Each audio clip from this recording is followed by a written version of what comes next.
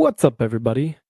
Welcome back to another episode of the Roughnecks Podcast. Before we dive into today's episode, I just want to let you guys know about a couple things before we get into it, because there's a few things that might seem a little off. The first thing is this.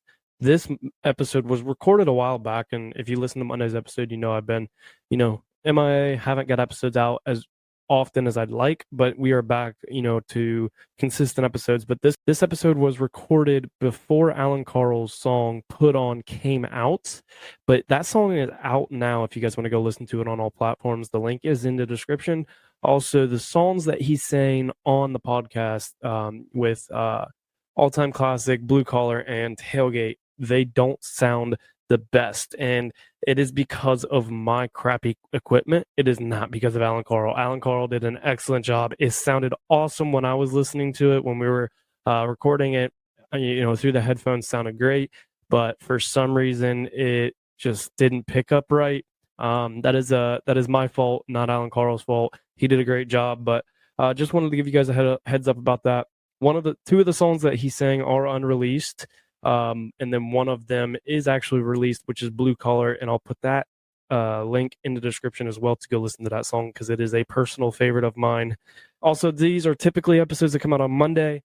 This episode's coming out on Wednesday, once again, because of the, delay in episodes, and then that is on me. But we are back, and let's get to today's episode.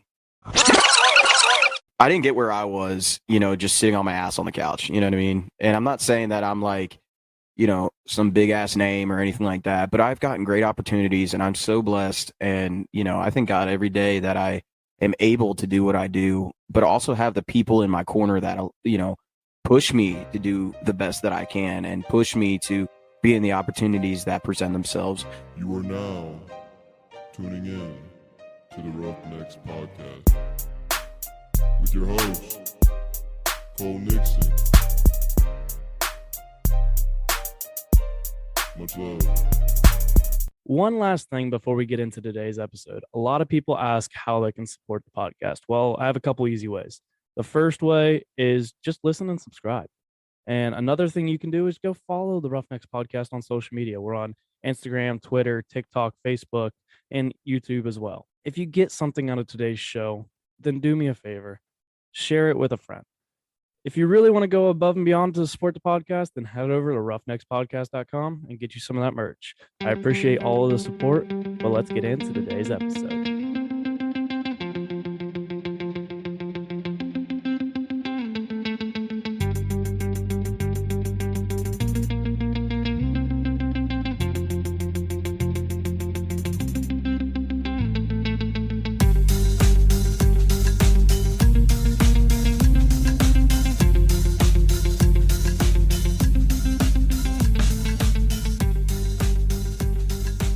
What's up, everybody, and welcome back to another episode of the Roughnecks Podcast. This is episode one something. I forget. I don't know why I'm so in a habit of saying what episode it is, but I forgot I'm not saying what episode it is because my episodes get mixed up anymore. But I have a really cool guest joining me today. Super excited. Finally able to get this on. I met him a while ago, but finally getting him on. But without further ado, Alan Carl, welcome. What's to the up? Roughnecks Podcast, man. What is up? Yeah, we met.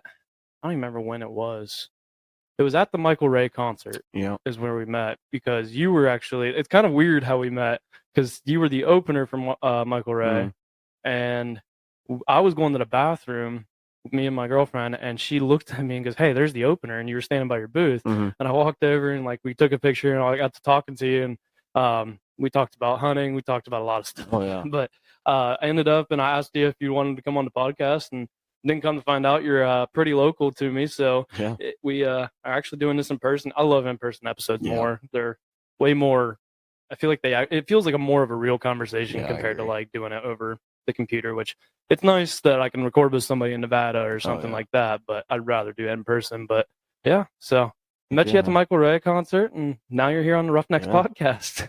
Yeah, we I got my new song Put On coming out, so I figured it's a great platform, a great opportunity to kind of throw the song out there and even, for you as a platform, Roughnecks podcast, just to get more followers and stuff like that. We can bounce things off of each other, which is great. So, but it's really cool to be on the podcast, and thanks for having me. I appreciate it. This your first podcast, or have you done a podcast? No, I've done 2 before this. Yeah. So you already have the gist. I mean, see, that's nice recording with people like you who aren't afraid to be in the front of a microphone, talk to like random people per se. Like, right. It's nice because it makes the conversation flow a lot more. But just for the people who don't know that are listening, like my listeners compared to yours, tell them who Alan Carl is. Yeah. So, Alan Carl is the guy that you're going to go and watch a show. Okay. So Alan Carl, you're going to go to a show and you're going to be like, who is this guy? This was what you're describing was exactly how my first experience seeing he was. You're going to go, who the hell is this guy? And why is he getting my foot tapping and my finger snapping? You know what I mean? So, I'm that guy that is going to bring the party to you. I always throughout my whole career, I've always said, I'm the kind of artist that, wants to get on that stage, entertain people. And I want people to walk away from the show with a smile on their face. If they came into the venue or wherever I'm playing and they were having a bad day or maybe something happened and they turn around and they leave those doors again after I'm done, they got a smile on their face and they had a good time, then I know I did my job. And but as for Alan Carl, yeah, I'm a country boy. I don't know how far in we're gonna get as far as my past and stuff and backgrounds, but I'm originally from New Jersey. I lived on a soybean farm, and just my upbringing was, just like everybody else, just like a middle class family. Pretty heavy with God influences and stuff like that in my family, and that was my upbringing. And one thing that my parents always said to me, when you leave this house, you're a reflection on us. And I always wore that on my shoulders. So I always respect people that respect me, and I always, put people first before I put myself, to tell you the truth. And I think things are starting to, turn the right way for me. And it's not because of how I act towards people, but it's how I am, you know what I mean? And it's how I carry myself. And that's pretty much Alan Carl in a nutshell. Just the party animal that'll just get you going and have a good time. And that's pretty much it. I remember going to that Michael Ray concert, and I probably shouldn't say this, but I'm gonna say it anyway, because I feel like people that are listening that weren't at that concert, the Michael Ray concert, and where you opened, and I liked your concert more than I liked Michael Ray's. Sorry, Michael. Nothing against him. Nothing against the guy. I like the guy. But it was just when you came out, I'll ask you this first before I say what I'm going to say. But okay. Who would you say are your biggest, who are the country music singers that you look up to that kind of influenced your music? Yeah. So I think it's pretty, I think if people look at me, it's pretty self-explanatory who people think that I kind of emulate my look and everything on.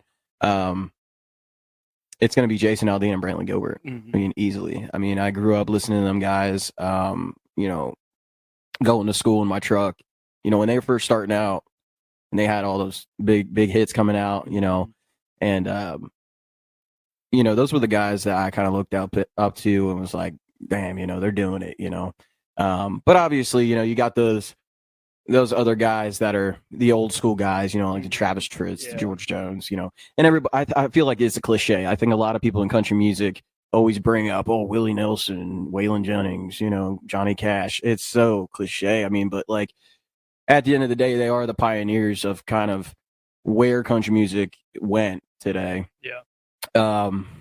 But yeah, I mean, Jason Aldean and Brantley Gilbert is my influences for sure. I remember Chris Stapleton a little bit too.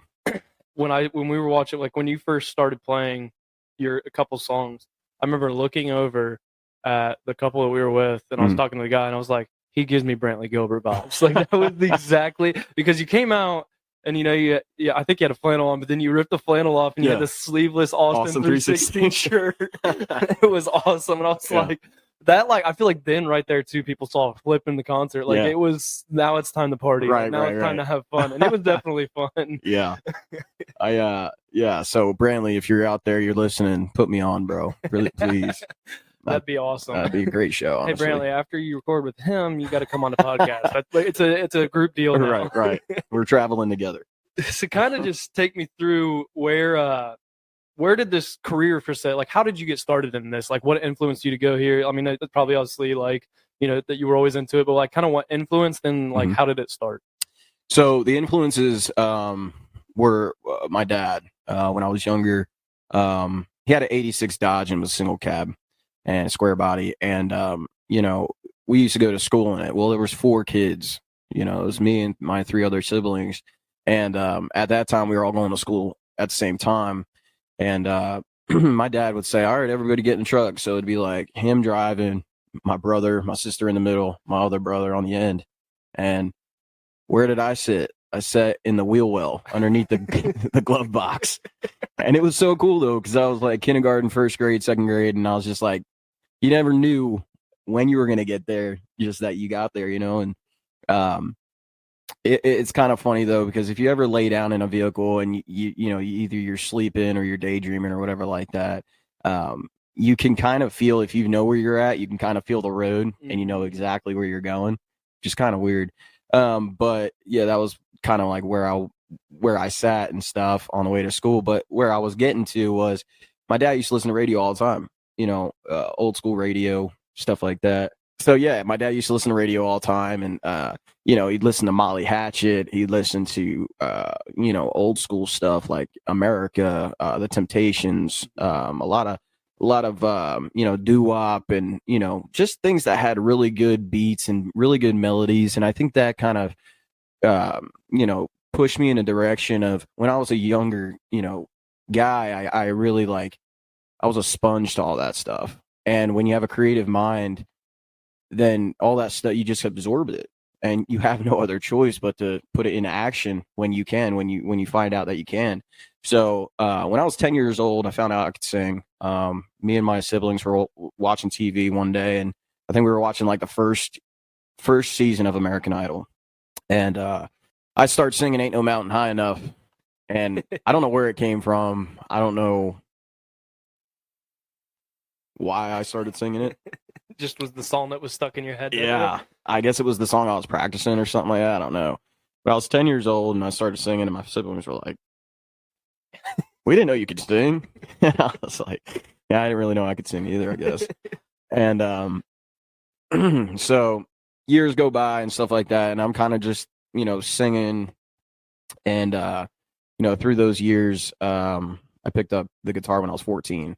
There's a little place called Sevierville in Tennessee, and they got this little music store, and it had a bunch of acoustic guitars. When I was 14, we went down there as a family trip, and I walked in there. I saved up $250, you know, and my own money, and I worked for it. And I said, you know what, when I get down to Tennessee, I want to buy this guitar, or a guitar. And my parents said, okay, you know, we'll go. So my parents always said, you know, you work for what you want, and, you know, that's, you know, nothing's ever handed to you. You just work for it. And so, you know, we go into the music store, and I say, I got $250 in my pocket. And the guy kind of looks at me with a side eye like, oh God, you know, not one of these guitars in here, $250, Yeah. you know, way more. And but I think he saw the willingness, and he saw the desire to do it. You know what I mean? And I think that's with anything, you know, even like hunting and stuff. You know, you get a young guy, maybe he doesn't have enough money to get into, you know, the sport. Maybe he doesn't have enough money to get a bow or a shotgun or whatever like that. So you kind of help him out. You know, you don't say, oh, well, you don't have enough money to do this. You know what I mean? If you got a willing heart, like, you know, help somebody out. So anyway, so the guy did just that. He got me a case, and he got me an acoustic guitar, and I was happier than a pig in shit, tell you the truth. So I went home, and I'm 14 years old, and I get on YouTube, and I learned the 4 chords, G, C, E, or yeah, G, C, G, D, E minor. And you can literally play any song off of those 4 chords. And that's what I learned. And then I grew up in the church, so I played in the church, and that's what really like honed in my skills and like singing and stuff like that. Really got me where I needed to be. And then, you know, with the influences that I have as far as like, you know, Chris Stapleton and like, you know, doo-wop guys when I grew up, and, you know, the soulful stuff. I think that's where a lot of my runs come from in my voice and stuff, going up and down and inflections and stuff. And so, yeah, it just kind of blossomed into something that, you know, I had the voice. I was able to play a few chords on the guitar, and I was still honing in my skills at church. And I felt like, you know, all those things kind of correlated into me wanting to do it as a career, you know, and really, you know, going for it. And I think when I moved to Nashville, Tennessee, when I was 18, I think that really like skyrocketed me. But it was also a very big eye opener. And I'm going to tell everybody right now, if you think you're good enough, go to Nashville and it'll humble the shit out of you. How many people you think go to Nashville every day? Oh my Do God. it? Like that's their goal. Every day. You know, a lot of people don't make it. Right. But it also takes like sometimes you need that humbling to realize like, okay, I'm not where I need to be. Yeah. But then you really have two choices. You can just give up and quit, or you realize, all right, I have to work on this, and this if I want to have any chance. Sure. And a lot of it is connections. You know, it's people you know. I mean, you could be a mediocre singer, you could be a mediocre songwriter, but if you got the right people in your corner making shit happen for you, you're gonna make it. You know what I mean? You're gonna somebody's gonna throw you a song that's gonna put you on the map like that.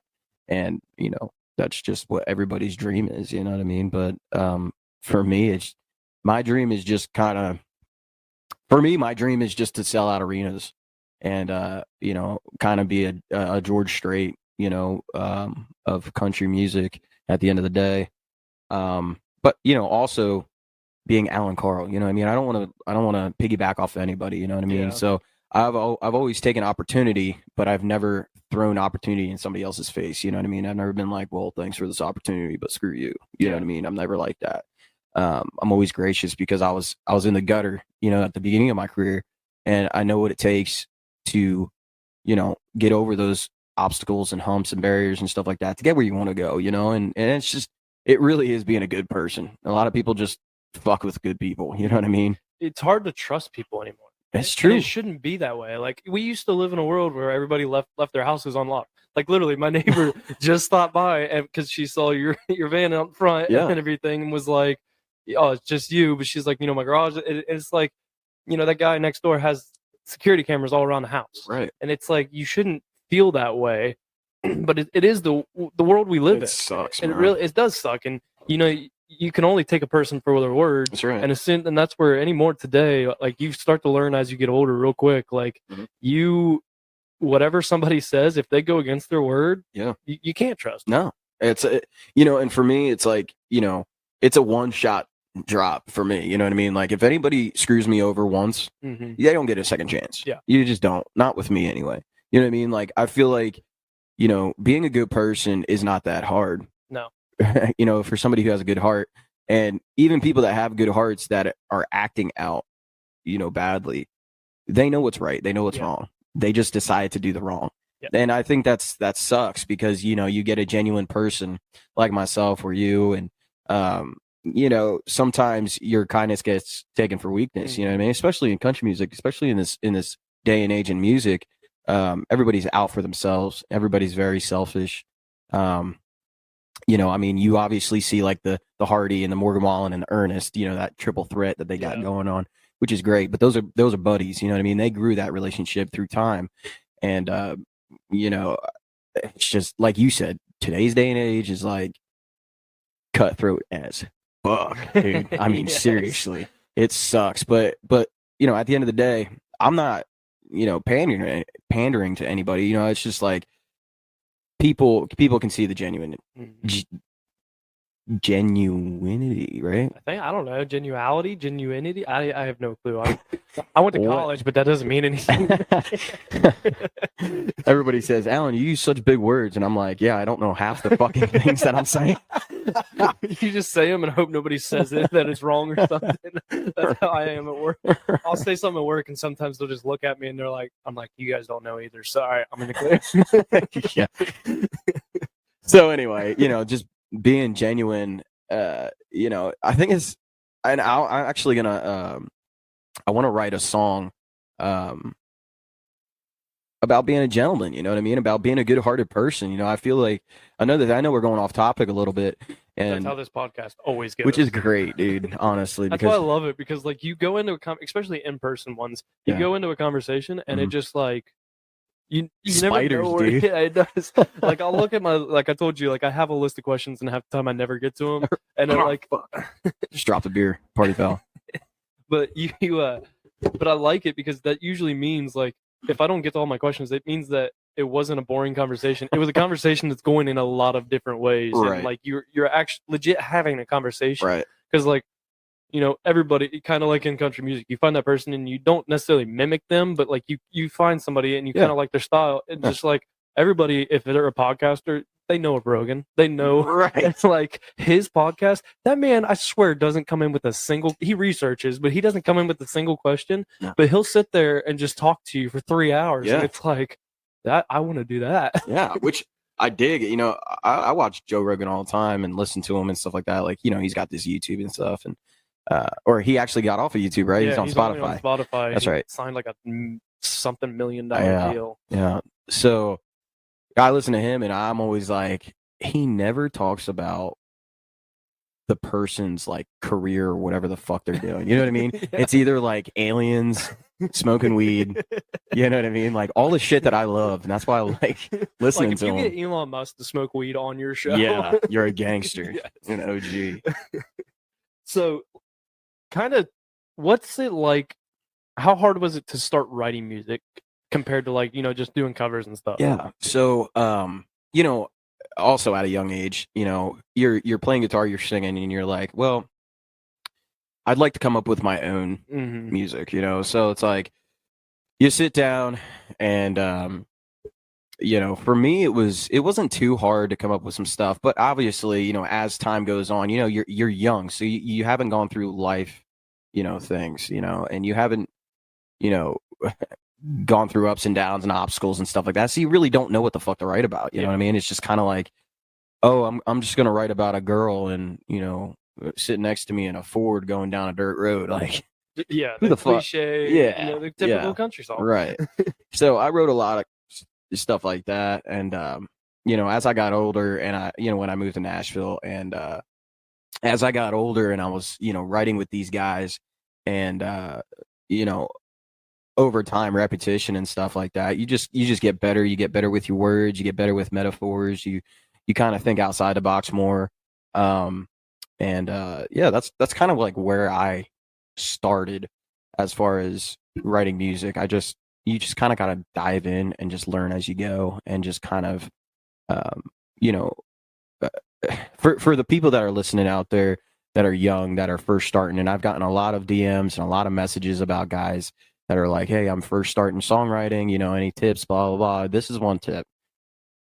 Don't be too hard on yourself, with anything that you really do. I mean, yeah, you can have pride in what you do, which is great. I do too. But when you're first starting out something, baby steps. It's not going to be a banger right off the rip. Yeah. It could be, but like 9 times out of 10, it's really not. So don't be too hard on yourself. Just sit down, write some songs. I mean, start out by writing maybe some titles, maybe some bullet points that you would like to hit in the song, and then come up with a melody and come up with, chord progression, and then just go from there, and then just write over top of the chord progression. I know a lot of guys that like write songs and like have words down on a piece of paper, and they're like, oh, put some music to this. It's like, well,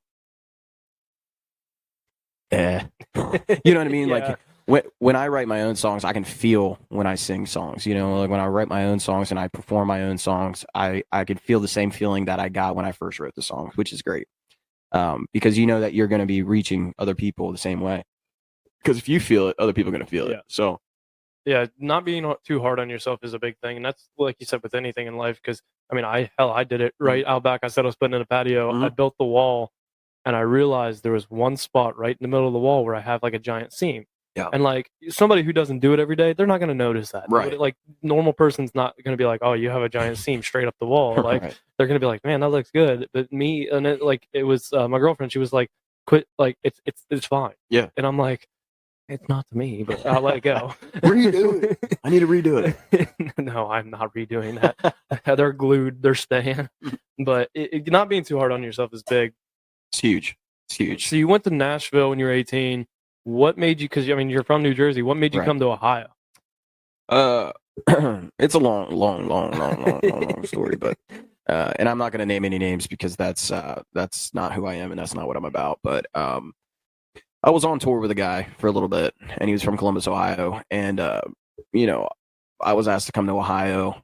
This, that, and the other things fell, apart, and I just picked myself back up and dusted myself back off, and I just, I went for what I wanted, and that was just me, picking myself back up. I was sleeping on one of my good buddies' floors, you know what I mean, when I first moved to Ohio for about 3 months, and I just asked him, I said, what are the bars? What are the venues? What are some of the places that I can play in Mount Vernon, Ohio?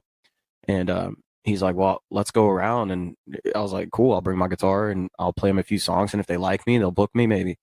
So we walked in a few bars and stuff. And, mind you, nobody knew who I was. Nobody gave a shit who I was. They were just like, oh, this, 23, 24-year-old, walking up in here thinking he's the shit. He's from Nashville, Tennessee. So anyway, so I played him a few songs, and they were like, yeah, we'll book you 4 hours for $100. I'm like, fuck. But all right, I'll do it. You know what I mean? That's pretty low, to my standards now. Yeah. But like back in the day, I was like, hell yeah, let's do it. But that's just because I didn't have enough pedigree under my belt to, ask for more. And, but that was okay for me because, I was making money doing what I loved, which was great. And, so that's kind of where, how I got into Ohio. It was just because I was on tour with a guy, told me, hey, we'll get you merch, we'll get you shows, we'll get you everything, blah, blah, blah. It just kind of fell out from under me. And then I was like, hell, I like Ohio. I like, I was hunting at the time, and I'm like, I'm seeing these big bucks out here, and I'm just like, yeah, I'm good. If you're a hunter, Ohio will definitely draw you in. Yeah, I'm like, I will sit my ass in Ohio my whole life. But I got property in Kentucky too, which I'm going to be building probably 2 years from now, and living in Kentucky. So I'm bouncing everywhere, You said 3 things that I really like there. Like one, the first thing is like, you have to just take the initiative. People think. Yeah. You're starting a business or you're doing a music career, whatever it is. Right. If you want something to happen, you can't. It's not going to just fall into your lap. Like it never happens that way. Right. And starting out, you have to go and talk to people. And you mentioned earlier is connections. Those are huge because you built those connections. And then if you do go to the first time you're there, they might ask you to come back. Definitely. And then they might tell a friend or whatever. And then another bar is like, hey, come play here or like whatever. Exactly. And the other thing too is, it was $100, but like you have to start at the bottom. That's right. Everybody has to. Yeah. It doesn't just like happen to where like I said, nothing falls in your lap. And we've already talked, like you have to work for what you want. Right. Yeah. And that's just basically how it is. Yeah. I preach all the time. If you go into all my videos and all my pictures on Instagram, you'll see hashtag hustle, determination, can't stop, won't stop, never give up. Those are the things that I have to put on there to keep me reminded. Mm-hmm. Hey, you're in the right direction. Never give up. Hustle, determination, passion, drive, keep going, don't stop. Stuff like that. So, but that's kind of like, cue cards for me. Yeah. But at the end of the day, I feel like people see my pictures and my videos and they see those hashtags and they're like, I really, for lack of a better term, I fuck with that. You know what I mean? Because, I think that's what a lot of people lack nowadays is like, you'll see all these influencers on Instagram and social medias and stuff like that, and they're just posting everything that's so good about life, so good, everything's so good, life 24/7 so fucking good, and it's really not. You know what I mean? There's the bad times. One of my buddies said it on this podcast. Social media is just the highlight reel of your life. It's not. It doesn't show everything. It Exactly. show you only. That's why it's like you get to pick what you want to post. Right. No one's gonna sit there. Like, yeah, you might come across a few. Like, I came across one of a buddy the other day, from a high school buddy who, he's going through a hard time, and like just basically went out on social media and like admitted it, apologized to people, and like you're gonna come across those. But 9 times out of 10, you're gonna come across things that are like, when people post them, the good times in their life. So you're not gonna see the struggle. You're not gonna see the behind the scenes, the hustle, the grind, all that stuff. You're not gonna see that. But that is the reason that they're where they're at. That's right. That's right. I mean, that's to a T. That's right. I mean, I didn't get where I was, just sitting on my ass on the couch. You know what I mean? And I'm not saying that I'm like, some big ass name or anything like that, but I've gotten great opportunities and I'm so blessed. And, I thank God every day that I am able to do what I do, but also have the people in my corner that, push me to do the best that I can and push me to be in the opportunities that present themselves, and, I'm an opportunist. If that hasn't been,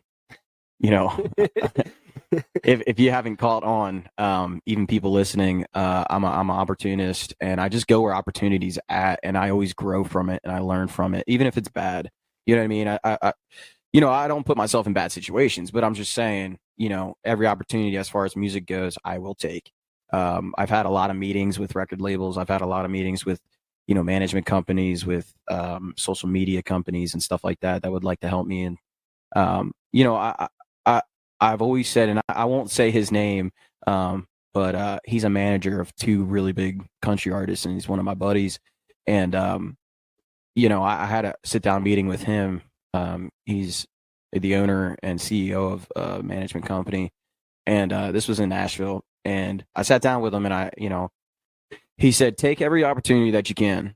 He's like, because you will learn from it, you'll grow from it, and you'll know what not to do and what to do. And, for all the young artists out there that don't know where they want to go or what they want to do, take opportunities, be outside the box, and really just go for it, man. I mean, what do you got to lose? What do you have to lose? Like, truly, you know what I mean? If you're putting yourself in good situations and positive, atmospheres, what do you got to lose? Even if it's negative, even if you walk into a room and everybody's just giving you the side eye, walk in there like a boss. Because it's not that you're conceited or that your shit don't stink. It's that you're comfortable with who you are as an artist, and you want them to make sure that they're, that they know that you're comfortable. Because when you're comfortable with yourself and you walk in there like a stud, then they're going to look at you and be like, this guy got his shit together and he's what we need. You know what I mean? So for all the young people out there listening, and you want to get into the business, just be an opportunist, for real. You never know when that one opportunity that you take is going to be your big break. Right. Like, you never know where it's going to take you. Exactly. And right. like you said, the big thing too, you're going to have those times where it sucks. Yeah. It doesn't go the way you planned it. Yeah. But guess what? You learn something from it. Yeah. You learn from you. It's one of my favorite sayings that I've ever said on this podcast, and I've said it over and over and over again. You will learn more from your failures than you ever will your successes. No doubt. Because that's where, when you fail, that's when you really realize, like, this is what I did wrong. Or you might not know what you did wrong, but you realize, like, whatever I did, something didn't work. Right. But the big thing too, like, walking in like a boss. How many concerts do you probably go to where, you're opening for Michael Ray, Dustin Lynch, where most people in the room might not honestly know who you are. Right. But if you walk in like that, that's right, then no one's going to remember who you are either. But if you walk in like you did at the Michael Ray concert, like people like me, like, and I'm guaranteed there's a ton of people out there at that concert that were like, man, who is this guy? Right. And then like, or like looked up, like tried to figure out who you were, because when you come in and you're like, you know what, I'm just going to be me and I'm going to do what I got to do, and not just be like, yeah, I'm just here to, I'm the opener. Like, because like we've all, anybody who goes to concerts, we've all been to open like shows where people, you talk more during the opener than you do actually listening and party like, with them. Like at yours, no, nobody's talking. Everybody's paying attention to what's going on stage, especially when he's wearing an Austin 316. Hell yeah. What is your favorite song that you've ever released? It's not released yet. You pulled one of those on me. No, it's written. It's Oh, ready. really? Yeah, it's written. I'm going down to Atlanta to record it. The end of this month. You heard it first on the Roughneck podcast. Yeah, I'm going down to Atlanta to record it, and but I think it's one of the best songs that I've written. And I really, yeah, I just really think it's a really good fucking song, honestly. Hell, you want me to play for you? Yeah, that's what I was actually getting ready to. That's where I was going with this. Yeah. So anyway, the backstory of this song, is so I got a Dodge B250 van, and man, I tell you what, it's a 1994. Excuse me, I'm about to burp. That's what Busch Light will do to you. Yeah, I'm drinking Tall Boys. But anyway, so yeah, I got a Dodge B250 van, and man, it's taken me everywhere, state to state.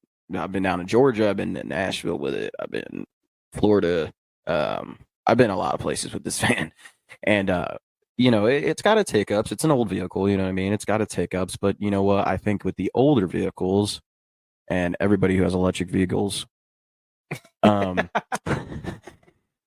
with the older vehicles, you can work on them.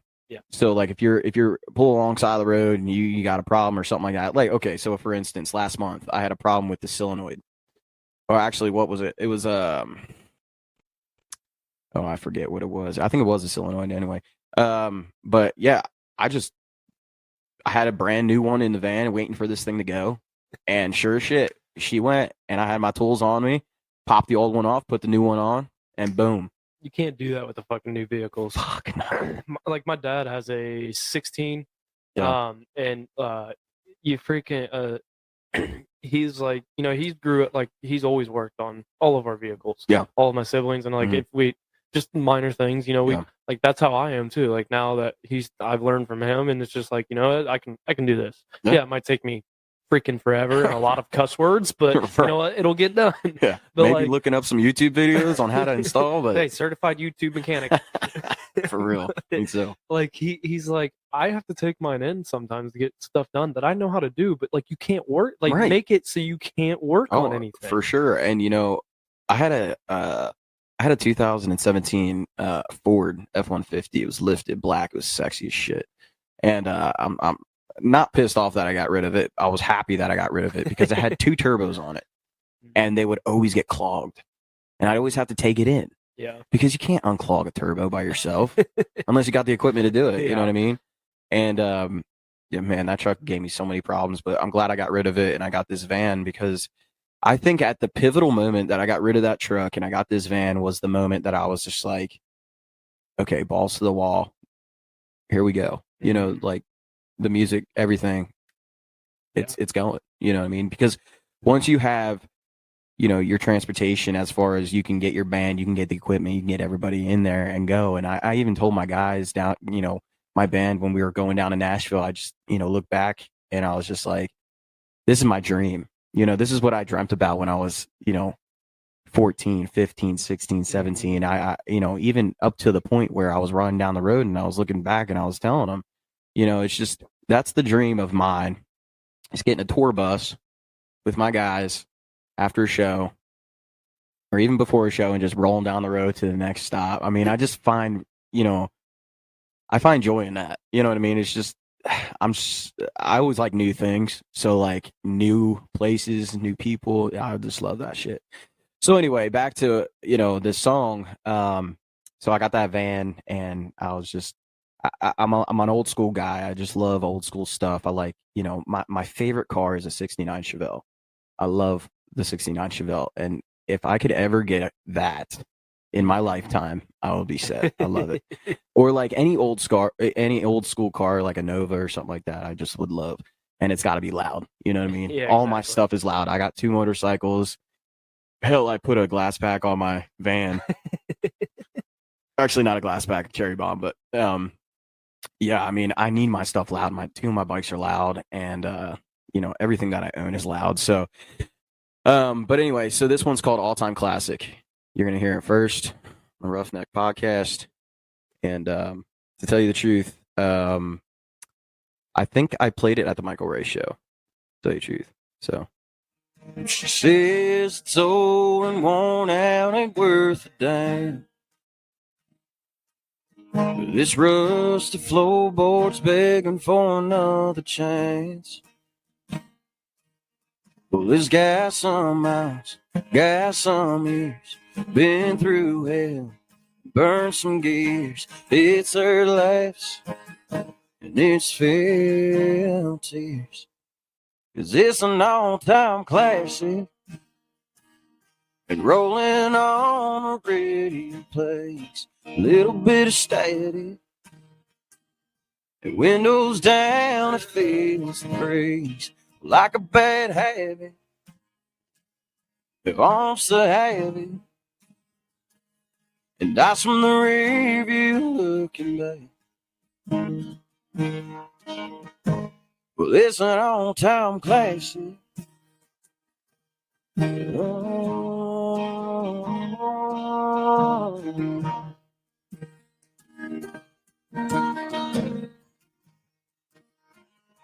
It stays around 'cause we can't let it go. Well, the time we spend will never ever grow on. It's just one more shot for old time's sake. Wanna burn these tires from state to state and leave a mark on a legacy.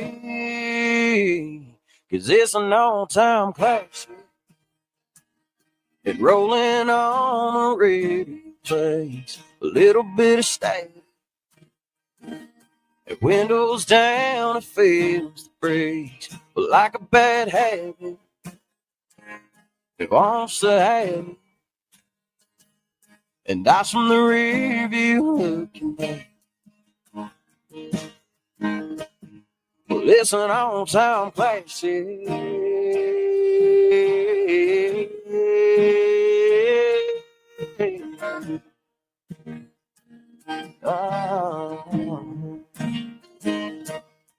You see the stars and smell the gas, pedal to the floor, we're going fast. Takes me back, well, to the past.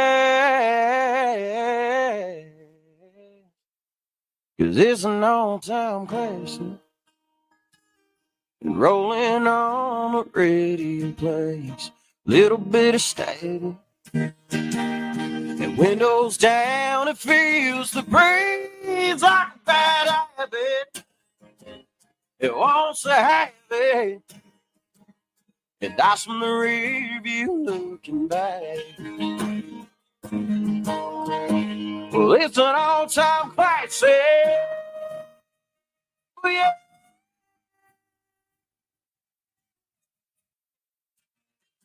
Oh, yeah. It's an all-time classic. Oh.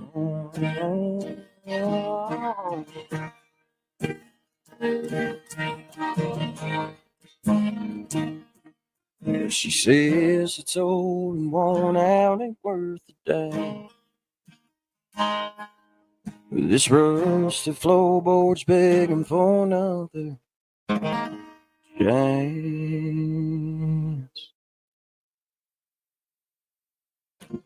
There it is. Hell yeah. Unreleased song played on the Unreleased. podcast. That's actually the first person I've had. I've only had one artist, I think, on. But that's the first time a song's ever been played on this podcast. Let's and go. I freaking love it.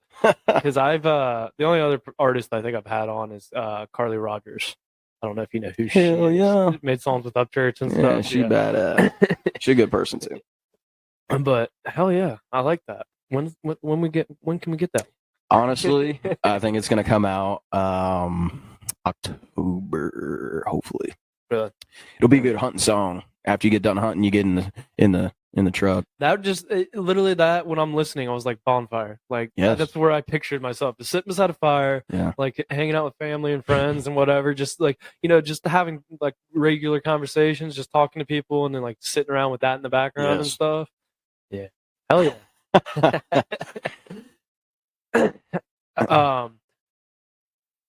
So, but we kind of talked to, because Put On's coming out Yeah. here soon, this month.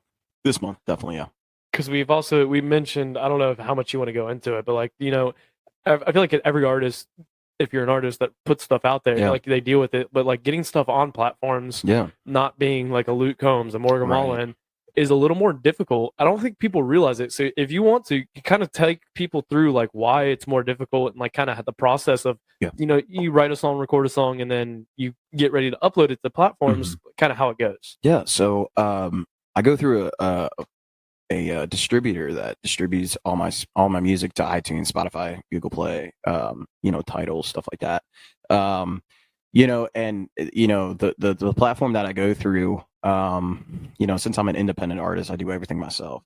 I do have a manager that helps me a lot, which is amazing because, with the flow of how many people want to book me and stuff like that, I mean, I get messages every single day. I mean, you get people like, even people like me Yeah. who are messaging you like to do like, or I'm sure you get a bunch of stupid messages. Oh yeah.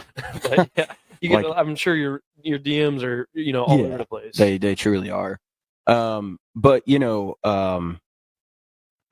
So back to distributing music. It's hard for an independent artist. They put time frames on how long to where all these music platforms are gonna approve it and get it on their platform. So it takes about 3 to 4 weeks for these things to get on if you're independent and you're just kind of doing it yourself. But then you have like record labels and stuff like that expedite everything for their artists. So it's like, oh, you want your song on Spotify? Next day, boom. You want your song on iTunes? Next day, boom.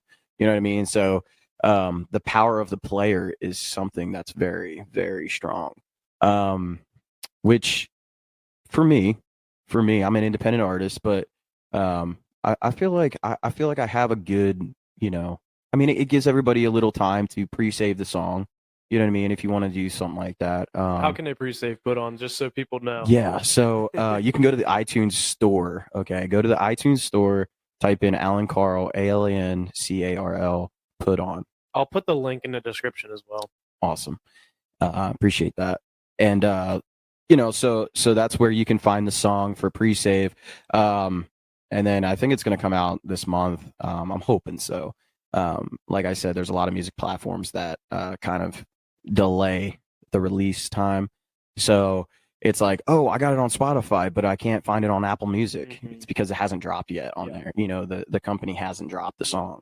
So, those are always little things that sucks when you're an independent artist. But at the same time, it's like, they're growing pains. You know what I mean? So once you get to that level of, okay, I'm signed. I got, this huge team behind me. I got a social media team. I got, publishing deal and stuff like that. Then you're pretty much set. But I mean, that's pretty much it for like, songs and how to get it on and stuff like that. So heck, you even see it. The weird thing, you even see that kind of stuff with podcasts, like where, I schedule, like I'll edit the episode. Usually I like to do it days before, but it's usually the day before, and then upload it. And I like you schedule it for, all right, it's supposed to release on Monday at 7 a.m. Right. And I'll like, I'd always like check, like, all right, did it upload? Did I do something wrong? And I'd like check, and I'm like 7:02, but then like 7:03 it pops up. Right. So, like it's delayed. Yeah. And some of it may be like, there's so much probably being uploaded at that exact time. Because like Monday morning at 7 a.m. I know I'm not the only podcast releasing an episode at that at that morning. You're kind of like in line. Yeah. So it is, but it's crazy how that works, and it sucks, but it's also like, it's going back. It's the hustle. It's the grind, and it's it's just how it is. And you got to start somewhere. Right. It's gonna get there, but sometimes you just got to be a little patient. And being patient, sometimes very hard as well. Yeah. Who said it best? Was it Motley Crue?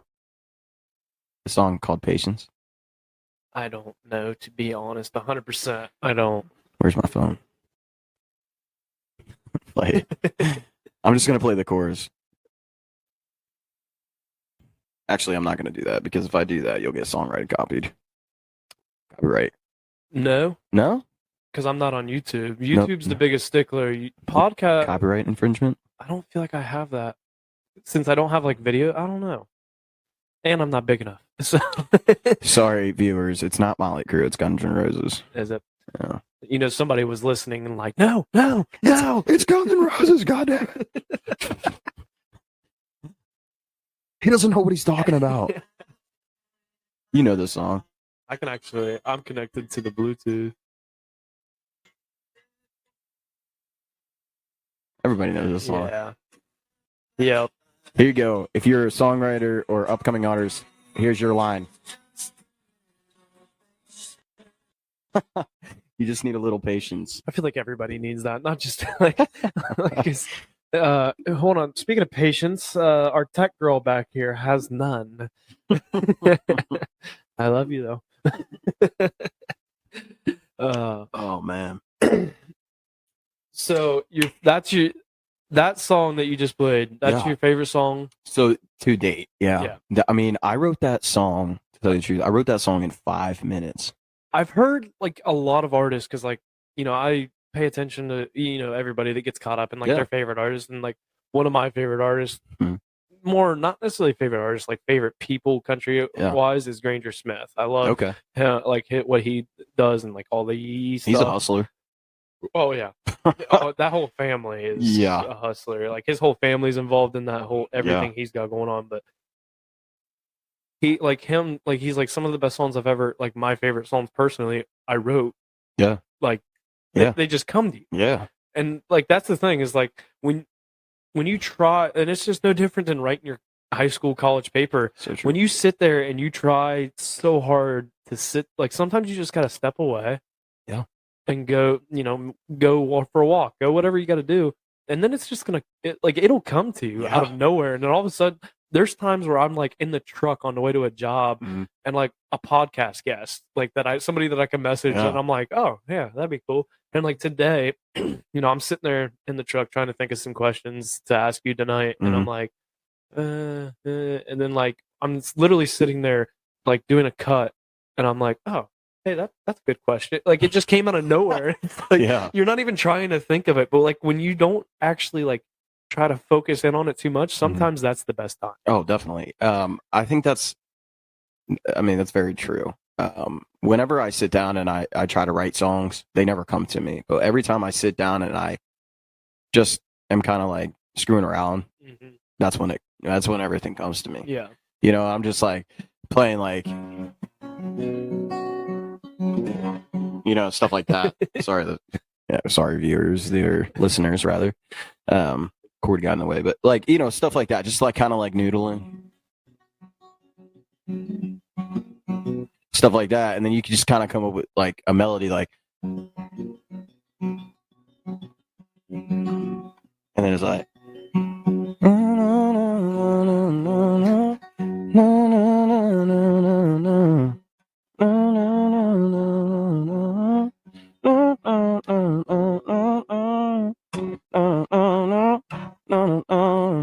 I just made a song right there. You know what I mean? Like shit like that.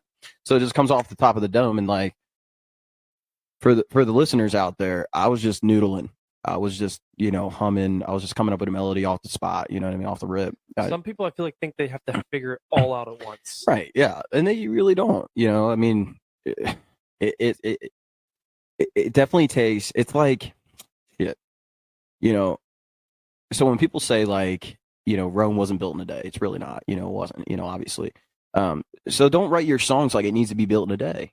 You know what I mean? Write your songs like, okay, you got the mindset of maybe, okay, I'm going to write a verse, and it's going to be about this topic. And then maybe you can't come up with a chorus and you can't come up with a good hook. So walk away from it and come back maybe next week. And hell, sometimes maybe when you're taking a shit or something like that, it comes to you. You know what I mean? Like stuff like that. For the listeners out there, I mean, that's when I do my best thinking. I mean, I'm just telling you straight up. I'm just a straight up guy. You know what I mean? So that's how I am.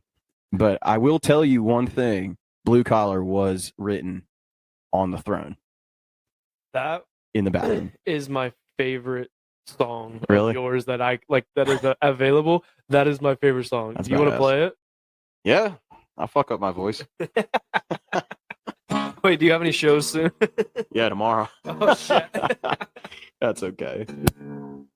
I do a lot of vocal exercises and stuff like that, so.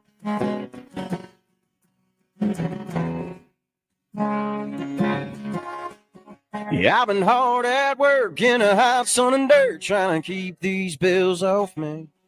Well, I've been callousing up these callous hands, been working like a dog till 3 in the morning. Rain or shine, working overtime. This is the American dream. Well, if you want to know the way it goes, boy, take it from someone like me. 'Cause I'm a beer drinker, oh, hell raiser. Go to church on Sunday to be forgiven. I'm a hard worker, but the boo off. In a wily world, I ought to get some dinner. I'm a good old boy who works all nighters. Nothing gonna shine brighter than my big old blue collar.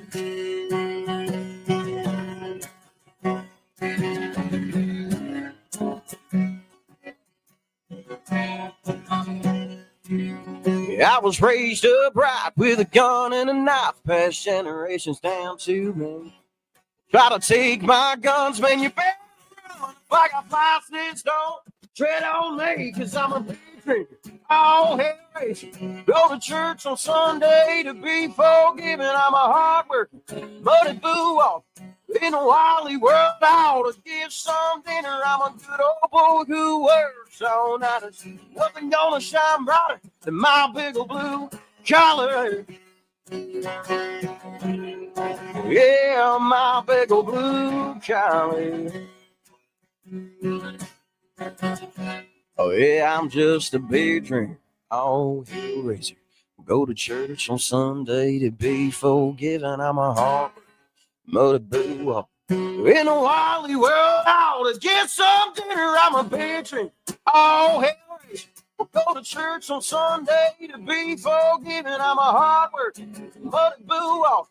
In a wily world, I ought to get some dinner. I'm a good old boy who works all night. Nothing gonna shine brighter than my big old blue collar. Oh yeah, my big old blue collar. And my big old blue collar.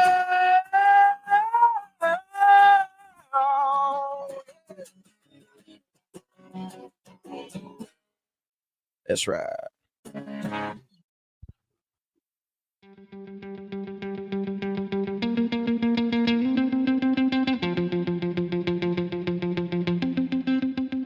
Today's episode is brought to you by roughneckspodcast.com. If you want to support the podcast, then head over to roughneckspodcast.com and grab you some of that Roughnecks merch. We have everything from t-shirts, long sleeves, sweatshirts, hats, and many more. Stay up to date on the website for new merch coming every couple months. You can place an order and it'll get sent directly to your door, and I don't even take any of the money from it. The money gets put right back into the podcast to continue to improve it for you. If you can't afford to buy some merch this time, then simply just subscribe to the newsletter, and it'll keep you up to date on all the new things that are coming. I appreciate all of the support you guys give. It doesn't go unnoticed. Let's get back to today's episode.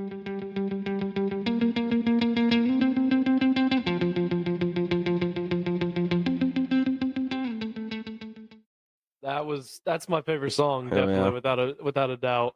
I can't believe I hit the note. Is that the toughest on your voice? Yeah. So like when I'm talking to my guys, like my band and stuff like that, and we're coming up with set lists, and I usually come up with set lists, but how many guys are like do you have on the team? Yeah. On the team, not including everybody. Let's just how many guys are with in the band? Oh, 4 including me. So it's a 4-piece. But yeah, so when I talk to these guys and we're putting blue collar where we need to, put it, I'm like, this song's got to be up front, like at the front of the list, because it's one of those songs where it is so hard on the vocals, but like it's got so much power to the song. You know what I mean? And There's a lot of people that connect to that song. well, yeah, when I wrote it, I'm like, I was doing excavating at the time, and I was like 40 foot down in a hole, and my hoe operator's up there doing his thing, and I'm like, I looked up at him, I'm like, dude, this is not what I want to do the rest of my life. You know what I mean? I was like having night terrors and stuff like that. I'd literally wake up in my kitchen and not know how I got there. Like, it was ridiculous. And I think it was just the stress of like, you know, doing that kind of work and like being in the line of work. And it wasn't really what I wanted to do. So, but I also did like HVAC before that. So, you know, I've been in you know, doing blue collar work for my whole life. I mean, that's how just, I've been. Like, yeah, even when I graduated I graduated college with a marketing degree. yeah, And people ask me all the time, like, especially like, you know, you get out of college and everybody's like, oh, what are you going to go do now? now what like, are you doing? I'm going back to putting in pools and patios. And people are like, I have people that literally are like, what? And I'm like, and like the big thing, like if it's not for you, it's not for you. Like, Right. if like you said, you got to realize the point to get out. Yeah. Like, but like for me, and I love my job. So like, what's the Perfect. point of leaving? That's right. Like, if That's you're right. like, I'm not. Some people are like, oh, you're just sticking in your comfort zone. No, I genuinely like wake up knowing that I'm going to go sweat in 91-degree heat. Yeah. But still be like, you know what? I get to the shop and I'm like, what are we doing today? Yeah. When you wake up and you go, like, it's probably the same with you with music. When you wake up and you're like, I got a show tonight, I get to go play a show. That's right. It's not, man, I got to go play a show. if it comes to that point, it's like, why are you doing it? Right. Why are you even in the game? You know Yeah. what I mean? So like, we all have our days where we're like, damn, like I really don't want to do this. But Yeah. the big thing is find what you love and do what you love. Yes. And I feel like, you know, I feel like everybody's got this, you know, in them to where it's like, you know, you have the opportunity, you got, you know, like say you wake up to go to a job and you're like, man, I don't want to go do this today. You know what I mean? But at the end of the day, it's like, once you're there and you're involved and you're doing it, you're like, I wouldn't want anything else. Yep. You know what I mean? Sometimes you just kind of like want to take those days and you just want to kind of be a couch potato, watch TV, and, you know, eat snacks on the couch and stuff. You know, I think we all have those days and those things that we go through. But like for me, you know, music has always been a number one love for me. And, you know, I'm just actually super blessed because I see a lot of people, you know, that don't have the opportunity that I have, that don't have, you know, I'm not saying I'm conceited or anything like that, but I'm saying I'm blessed, you know, with what I got going on and, you know, my voice and my talents and stuff like that. And, you know, I feel like, you know, if you got something and it's good and people are telling you it's good, and I'm not talking about, you know, your family piping you up and like, you know, blowing smoke up your ass and stuff like that. I'm not talking about that. I'm talking about people that genuinely do not know you from Adam. You know what I mean? That literally take their time out to, you know, get on the keyboard and write a little note in your comments or even DM you. I mean, you know, some people take that shit for granted, but I don't. Like, time is precious. You know what I mean? When was the point that you realized too, it wasn't just like people saying things to just make you like make you happy or just go along with it? When was the point that you realized like, damn, like this is actually something that I'm actually really good at? Yeah. Like, not that you weren't thinking that you weren't before, but like, you know, the reassurance. Right. I don't think there was ever a pivotal moment where I was like,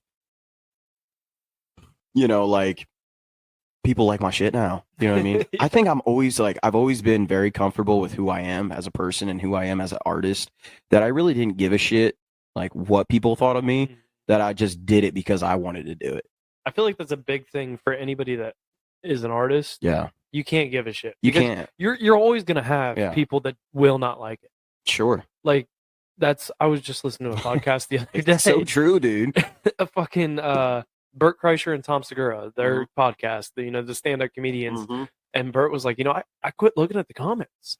Yeah. He's like, because I realized, he's like, I looked at, he's like, I dove into somebody else's comments one time and I got bashed there. And he was like Bert Kreischer is a millionaire and has a ton of money and like has Netflix special after Netflix special. And it's like, the dude's made it. Yeah. And there's still going to always be those people that will not agree with you, that will not like what you do. And that's okay.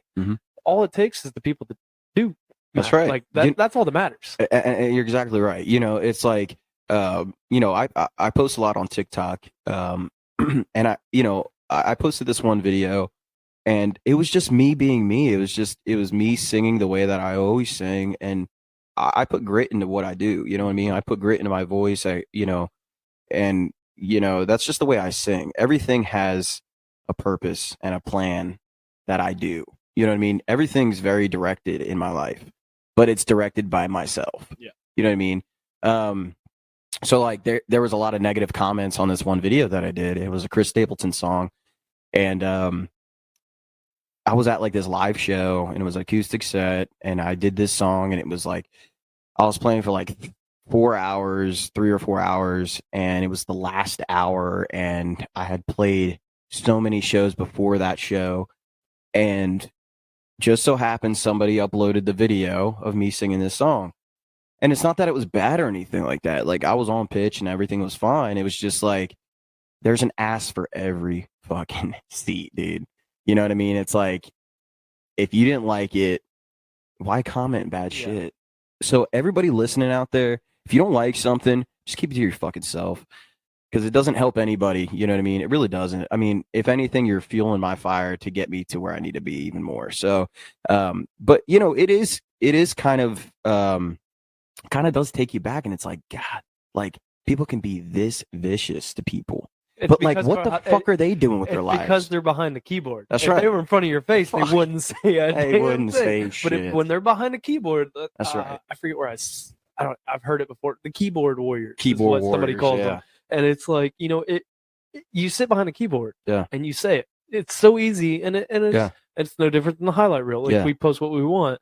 But like, why though? Yeah. Like, that's my I really don't get when people comment things and it's just like stupid stuff, and you're like, but and I follow a guy who's a truck driver that moves heavy equipment. Oh, that's all he does. My brother's a truck driver. And somebody commented, because he posts a lot of videos and like stupid videos.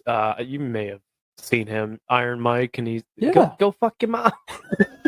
Dude, he has GF. Oh, dude, YM tattooed on his knuckles. My brother loves that fucking guy. He's hilarious. He's like, what is it, 5 a.m.? Go, Jake break. Go fuck your mom. He always does if I'm up, you're up, and he'll be going through a neighborhood. That's what it is. Jake break on.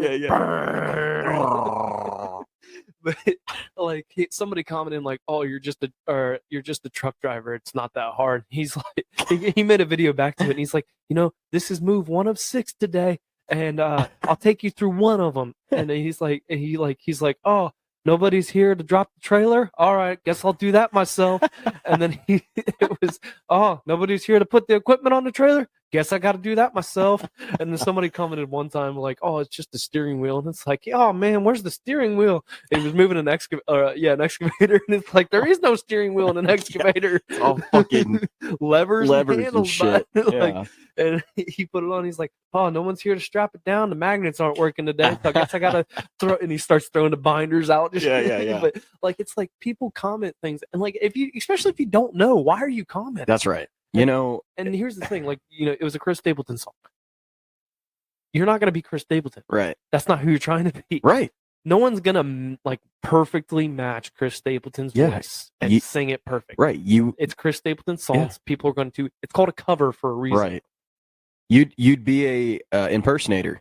Yeah. You know what I mean? If you were trying to be the person, you know, it just so happens that a lot of the songs that I do, my voice just matches a lot of artists, you know what I mean? And it's not that I'm trying to sound like them or, you know, anything like that. It's just, that's how I sound. Well, how many country artists could you honestly go out there and say that are like, you could go like a Luke Combs, like what a Morgan Wallen, you could compare them to another country artist. Definitely. That's very similar. For sure. They have very, like, honestly, I feel like a lot of people, the song Flower Shops, Morgan Wallen and Ernest. Yeah. A lot of people who don't truly, like, you know the artist can't tell the difference between the artists. Yeah. That song. No, you really can't. I mean, you really can. Yeah, I mean, it's a banger of a song, but sorry, Ernest, sorry, Morgan, but I just do not listen to that song. I've maybe played it once or twice in my shows.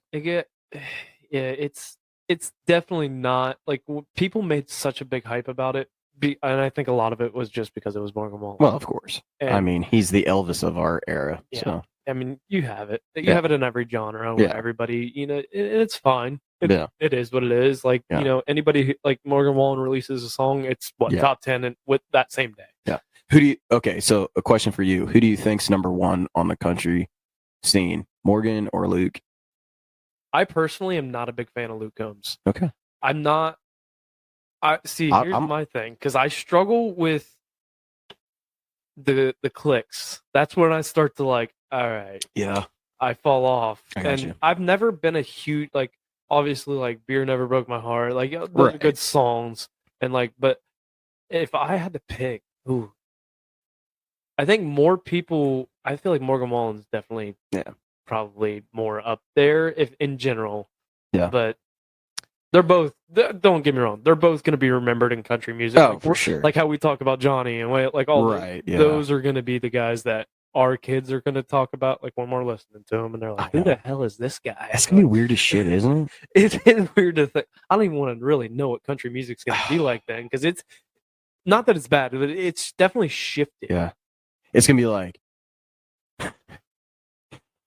it's going to be like, take me to your leader down a dirt road, like something like that. I don't know, dude. Like, it's going to be some weird shit like that. It is. It's going to be, honestly, I think it's going to go like into a techno mode of Do you like. think so, or do you think there's guys like Cody Jenks, Chris Yeah. Stapleton that are kind of bringing back a little bit of that? So And you could even throw Luke Combs and some of those guys in it. Like, not every song, but like, they have to do what they got to do to make money too. Right, of course. Like, I feel like it's starting to come back a little bit. So it's so funny because I always think way outside the box, not just what's in front of me or what's on the TV or whatever like that. I always think like, okay, so what's going to happen in 20 years or whatever like that. But like what's also happened that's reoccurred already from the past, which is fashion.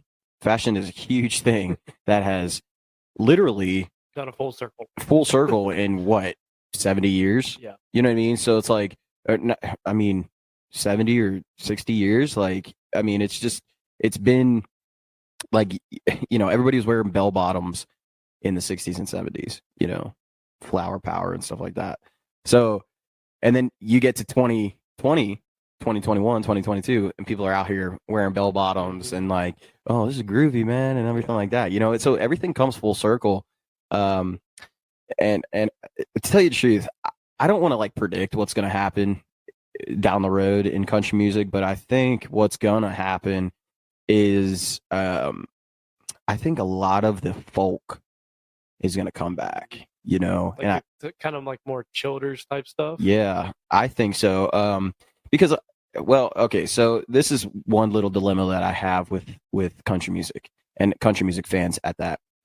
Everybody's like, saying to Kane Brown or saying to, Low Cash or, guys of that genre, that pop country genre. Everybody's like, that's not country. That's not country. Okay, so what is country? Tell me what's country. Yeah. You know what I mean? Well, Waylon Jennings and Johnny Cash and That was country. right. Country, like, and Everything evolves. you could look dude. at the same thing.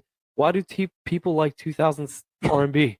Right. Because it's completely shifted. Yeah. Like every music genre, it and it's across every genre. Yeah. It shifts, Mhm. and that's fine. It shifts with the times. It Mhm. shifts with what's popular. Mhm. And you know what? And like people can give people crap, but if it's their style, it's their style. That's right. It just happened. Like what Cody Jenks, I feel like kind of like him and he kind of took even Childers in a way. Yeah. They took a while to kind of get into the picture because it didn't fit the mainstream stuff. Definitely. But then all of a sudden it's like, oh, who's this guy? Yeah. Well, see, and that's like, to tell you the truth, you got a cat like Zach Bryan, right? Oh. He writes amazing writer, amazing artist. But I don't think you'll ever see him on CMA Awards. Nope. I don't think you'll ever see him on, What are your thoughts on the CMA Awards? honestly, I don't want to say because I know this is going to be in the history fucking catalog. And if I'm ever on the CMA Awards, That's fair enough. they'd They be might like, hold you back from getting there. yeah. So I'm just going to say it's a great platform for people who are in that pocket of.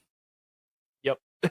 Right. Yeah. So, which is great. You know what I mean? And if I ever get to that point where, I'm in that spotlight to where I am, on the red carpet and doing my thing, which is great. It's a great opportunity. I mean, I don't want to take it from anybody, Yeah. all these artists out there that are, on the red carpet doing CMA, awards and doing all these award shows and stuff like that. It's great. It's great for them. It's great for their brand and, who they are as an artist and stuff. And they kind of can like connect with people on TV and stuff on how it goes. And, that's great. That's great for them. But as far as like a Zach Bryan, right? Like we were going back and saying, these are underground guys. These are guys that even Warren, Zyder. Yeah.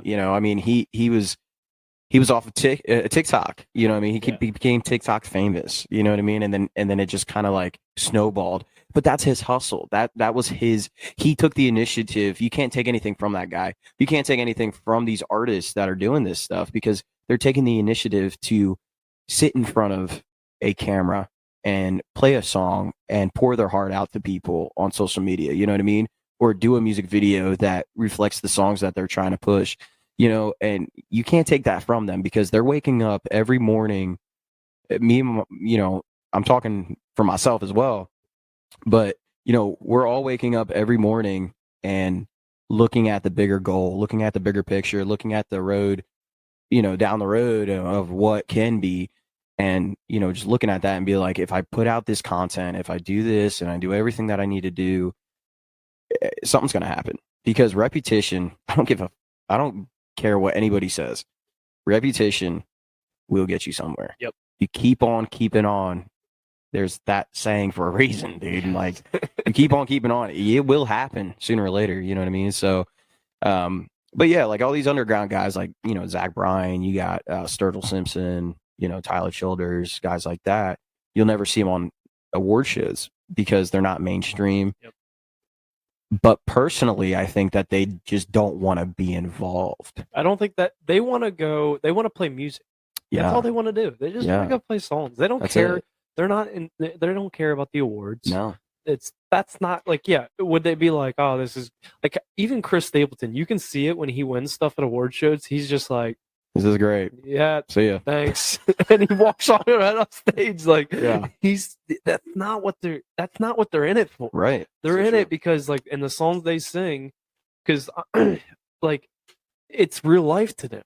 Like you probably know better than I do. Chris Stapleton, I'm pretty sure Loud Thunder, Heavy Rain, that song was an inspiration from his daughter who was sitting in the back seat. They were driving and it was a thunderstorm.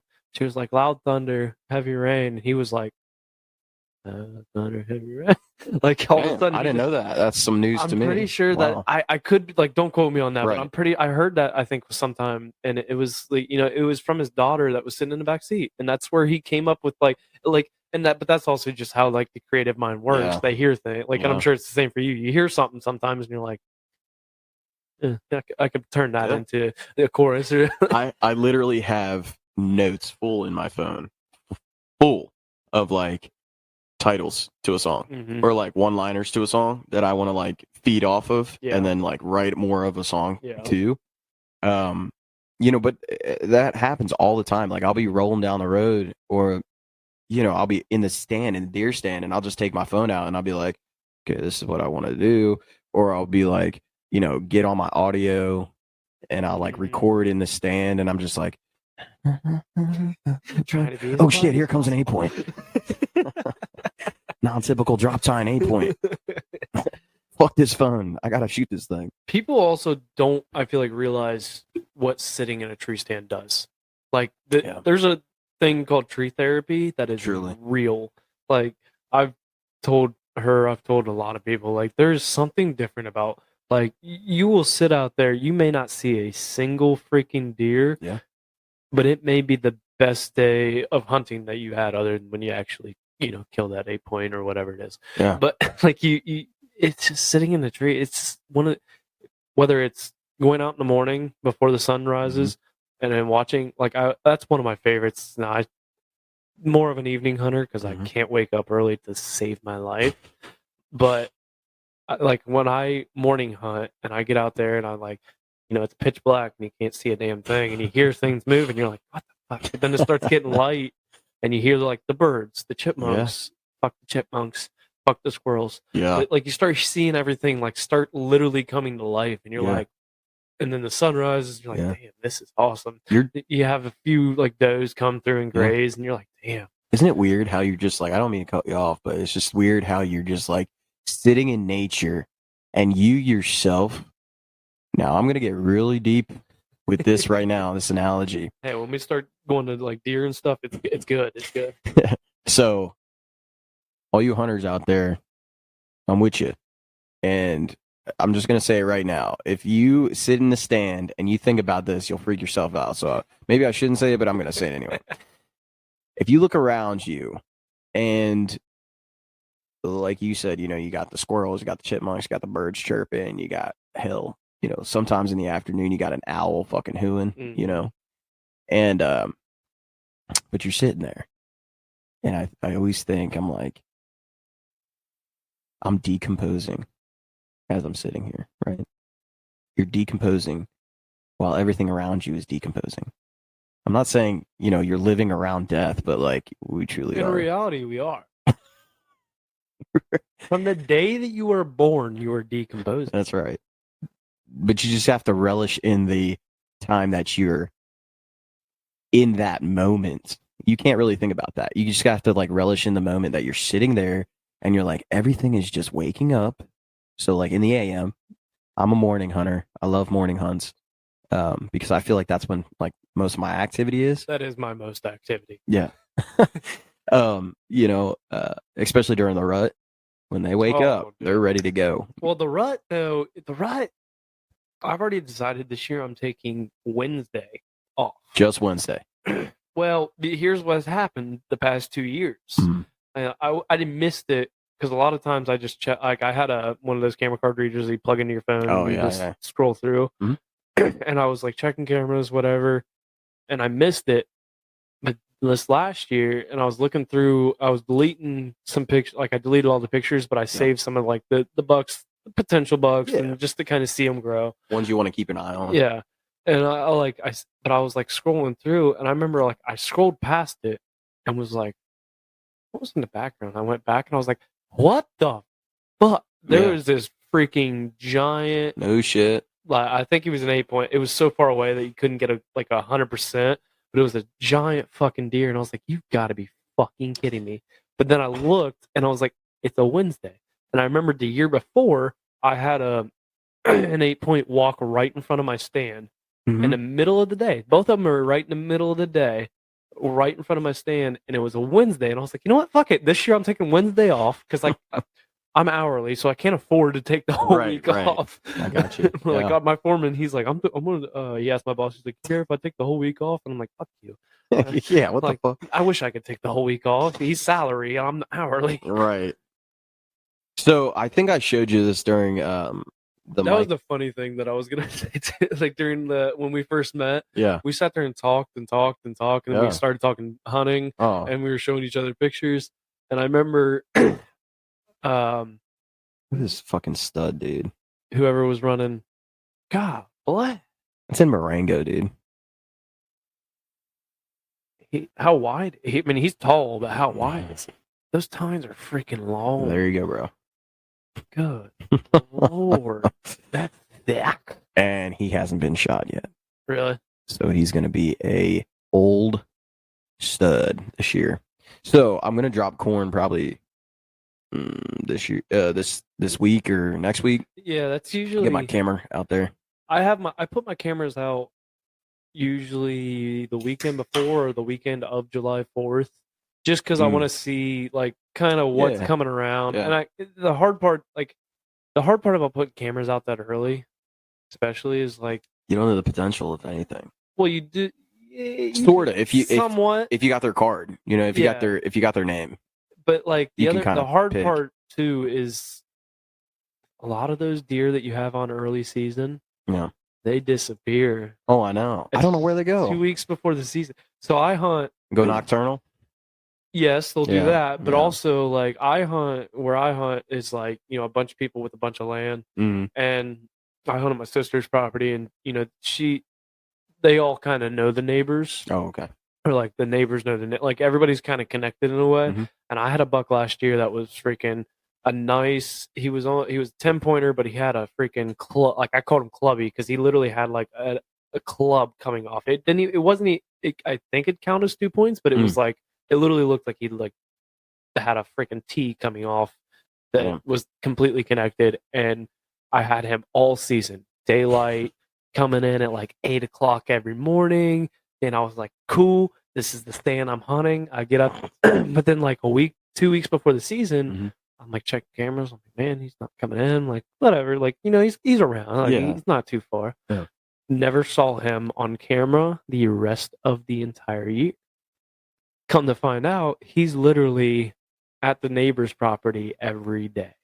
But he's nocturnal because the neighbors, he's only bow hunts. Even during gun season, he'll bow hunt. He's a big bow hunter. And he's like wants big deer. And that was the deer he was after. Also the deer I was after. But he's like, he also made it through the year. But he's like, it's crazy. Like just that the neighbors, but they shift their patterns. Oh, yeah. Right around season. Definitely. That's where it's so hard to gauge. Like obviously the best times are right in the morning, right at dusk. Like those are the best times that you're going to get those deer. But it's kind of crazy because last year, the buck that I just showed you, last year, that dude came in at noon. Really? And what does everybody do? They hunt till about 10 o'clock. 10 o'clock. They Take a break. They go take a lunch break. They maybe take a nap, and they're back out in the stand by 3 o'clock, 2, 3 o'clock. You know what I mean? So it's hard. So like when I saw this buck on camera on trail cam at like noon, I was like, I just left the fucking stand. I just left the stand and this guy came in. You ever seen the videos of people like leaving the stand or going like whatever, they walk out and then like the next picture is a giant buck walking right where they were. Oh, it's so true. But that's the fun part about it. It's they literally call it a chase for a reason. Yeah. Like, you are literally trying to chase. I know people might disagree with hunting, whatever. We have an overpopulation of Go to deer. your safe zone. Like we have an overpopulation of deer. Like Granville. Oh yeah. There's a reason they allowed bow hunting in Granville now because there's too many freaking deer. It's ridiculous, dude. It's ridiculous. Like I was on my way to Outer Banks, North Carolina, and I was on my Harley. That's where you're going? Me and my family, we go to the beach there every year, every other year. Okay. So yeah, we were I was there about 2 weeks ago.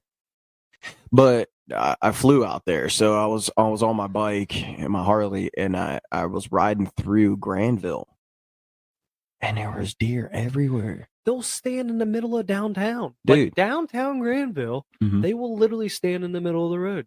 It was ridiculous. It was 3:30 a.m. in the morning because my flight was at 6, so I had to get to where I needed to go to get a ride to go to the airport, and I was going through Granville, and dude.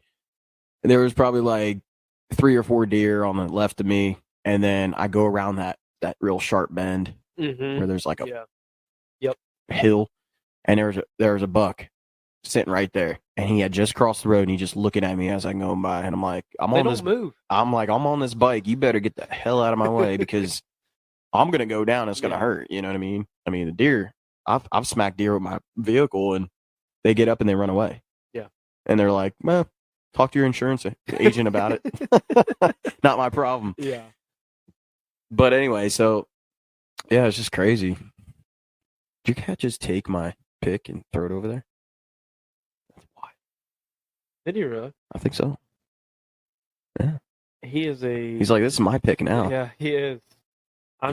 That is Oh yeah. Yep. Yeah, he wanted it. He was mad that I took it. He wanted it. But we named him Waylon after that's the mascot of the podcast. He was the first ever pet to be introduced on the podcast. So. Nice. I like cats a lot. I really do. People diss cats, and like we had a kid. Like I work with a guy, and his girlfriend has 2 cats, and he come complain about him, and we always called him Cat Boy. And then all of a sudden, like we get him, and I'm like, man, that is the chillest fucking thing I've ever seen. Yeah. All he does is this right here. Yeah. And then we got. Well, he was crazy a lot before we got him, and like would run around like zoomies all the fucking time. Yeah. Then we got the other one, who's actually his brother, and now he's freaking lasered and shit. But I'm like, they're so low maintenance. Yeah, they Don't get me wrong, I love dogs. They take care I've of always themselves. been a dog person. I am love too. dogs I definitely want dogs. Yeah. But like cats, like we were gone at my sister's for 3 to 4 days. Yeah. We have a gravity feeder. We don't have to worry about it. Right. Like, listen, if you eat all your food in one day, that's your own fault. That's right. You ain't gonna starve though. Right.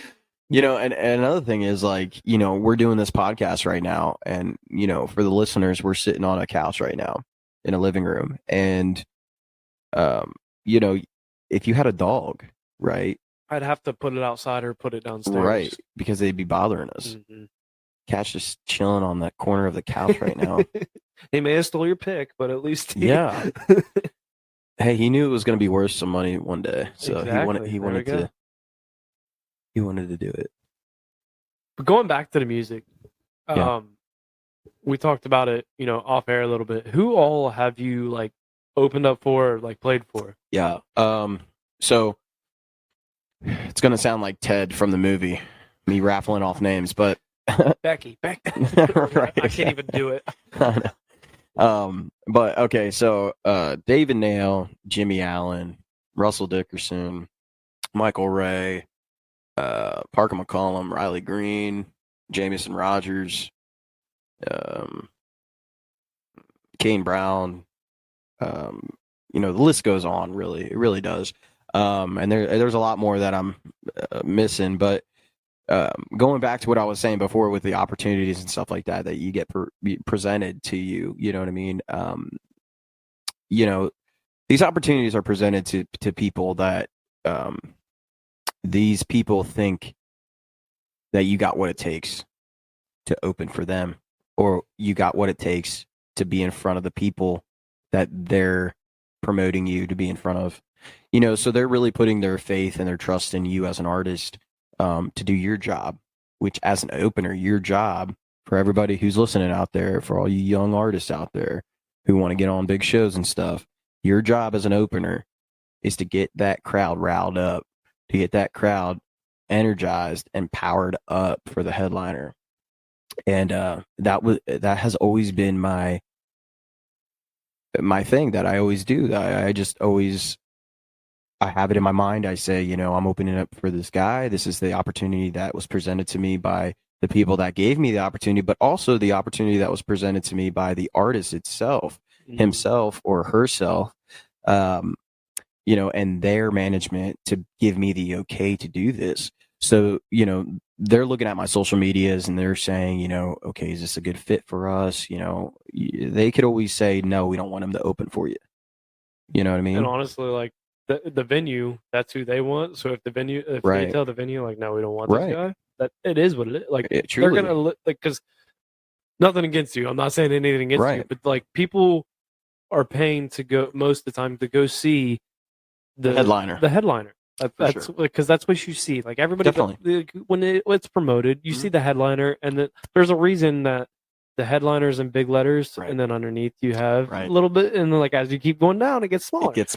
But there's nothing wrong with being the small guy, because like you said, your job is to get the crowd ready, but then you also never know. Just like me, like anybody who else, there's plenty of other people who listen to that and they get excited for the concert, but they're like, damn, that guy was good. Like, who was that guy? Right. Like, they remember remember, like, you remember who it was. So true. And that's another thing, like, going, back to what we were talking about with opening for these guys and who I've opened for and stuff like that. I've always had that. It's not a chip on my shoulder, but it's a thing of, I'm going to put my everything into this. And I've captioned a lot of my videos. You leave it all on the stage because that's your office. The stage is your office. If you're doing country music and you're a singer and you're an artist, that stage is your office. So you want to leave everything on there, do your best, make everybody, have a good time, get off the stage and, talk to the headliner. And look, this is the kind of stuff that I've done, and, opening for these guys. I've been asked to be, hey man, come on tour bus, let's talk a little bit, let's hang out. You know what I mean? You're good people. I've had those opportunities. The show you were at, I had that opportunity and I did it. I went on tour bus and, talked to this guy and talked to the, the tour manager and stuff like that. And just kind of like, got the wisdom and everything like that from, guys that have been on the road for a while, and kind of getting their point of view and their perspective on everything. So, well, the thing is, they've been in your situation. That's right. That's right. Like, they know what it's like. Right. And I'm going to be in their situation. Exactly. And I'm going to tell, I'm actually bringing up a guy. He's an up and coming guy. And he's got a hell of a voice, man. I think that's the biggest, I mean, I can't speak for it, but in my opinion, when you look at it with artists, that is one of the biggest things. Like, you almost pass it on. It's like passing on the throne, like or passing on the flame or whatever the hell. Yeah. Like, you pass it on. Like, there's gonna come a point. Like, listen, I'm still top dog, but there's gonna come a point where I'm done. Yeah. And like, like with music, you want it to continue. Yeah. You don't want it to ever stop. Fuck no. So you want to keep continuing, and you want to bring these guys, like, and especially, like, obviously you can't do it with every single person, right? You can't, because there's too many people that want to be in the game that don't deserve, maybe not don't deserve, but like aren't qualified or don't have the voice for it, but right? Like, it's just the same with any other job. It's so true. But like, you want to bring the people with you. You don't want to be like, yeah, screw you. Right. Like, right. I want to, like, right. And through my career, for all the people who listen in and stuff like that, and even me talking to you, I've been screwed over a lot in my career. You know what I mean? I've had a lot of dead ends, and I've had a lot of speed bumps and stuff like that I had to get over, and a lot of them really hurt me. You know what I mean? At the time, but I'm very future driven. You know what I mean? I'm always looking at the better thing in the future. And, I always say to everybody, in your lowest times, there's going to be a high. Yep. And in your highs, there's always going to be a low. Well, and that's why they say you wouldn't know what a high is if you didn't fall low. That's right. And that's why they say life is a roller coaster. Oh yeah, it is. Because it truly is. That's a metaphor, and it's great. It truly is. It's up and down, twists and turns. It's bumpy. If it's a wooden roller coaster, yeah, you're going for a ride. It's the beast. Right. So, as a guy that has came up in the ranks and has made a name for himself off of opportunities that people have given him, but also been blessed with God-given talent that God has provided him with. For me, I got to pass baton when I'm old and gray and not able to do this. So I'm trying to bring this one guy up. His name's Preston Cooper, and if you guys are listening, go look up this guy. He's 19 years old. He's got a hell of a voice, and he's got a great original song that he wrote when he opened up for me. Great guy, great young kid. Got it going on, and I just want to see him blossom into the artist that he can be. And if he's like, Alan Carl helped me along the way, cool, that's awesome. If he doesn't talk about me one single bit, that's cool too. You know what I mean? It's not me being like, oh, I'm putting this guy on because I want to make my name bigger or I want to be in the spotlight more. No, it has nothing to do with that. It has everything to do with my good heart and me as a willing person to put people before me. You know what I mean? And because I never had that opportunity when I was coming up, you know what I mean, as an artist, to have that opportunity to where actually somebody really, really enjoyed my music, really enjoyed my presence, really enjoyed just what I had going on. Nobody really gravitated towards it. So I'm glad that I can, you know, be that somebody that nobody was for me. You know what I mean? And I can actually like give, you know, a phone number or a name, or hell, I took video of Preston when he was opening up for me, but backstage. Which you don't usually see. Like that's not stuff you see. You won't. You won't. You know what I mean? You won't, because everybody's selfish in this game, and that's just real talk. Everybody's pretty selfish as far as, hey, I want to be top dog, I want to be the best, blah blah blah. Doesn't, tell you the truth, dude. Like it has nothing to do with me. You know what I mean? I exclude myself from that group because that's not me. If I see an artist that has what it takes and has a voice, and I'm always about like the voice. You know, I'm not a scout. I'm not a talent scout. I'm not nothing. I'm Alan Carr. I'm a country singer. I'm an artist. You know what I mean? That's who I am. That's what I am.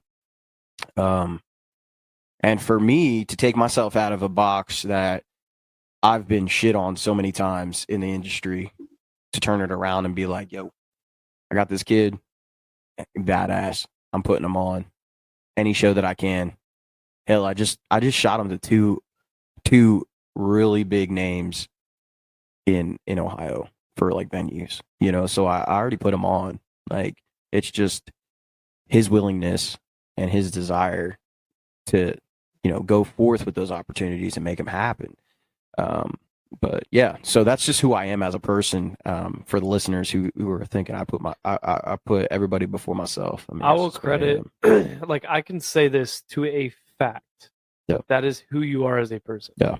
Like I will get like 100% give credit to who you are as a person, because we talked, you know, I went to the bathroom earlier and then we came back and we're talking and you were like, hey, I can hook you up with this guy. This, like, you were like, I can't promise anything, but like, it's just like, that is the good, like we've taught, this is really our second time actually having a conversation in person. Like, we've had, you know, little DMs over Instagram, but like, this is our second time having a conversation, but you have goodness in you. You are one of the very few, and like when I say very few, I feel like people think when they hear very few, like 3 people. No, like there's a lot of people out there that are good in this world. Truly. Because I mean, how many people are in this world? There's billions. Right. So like when you say a few, that's like a couple million or something. Right. Like, there's a lot of good people out there, and you are one of the good people in this world. So I give you a lot of credit. You do things out of the kindness of your heart. Definitely. And I 100% believe that you do put people before yourself. I truly do.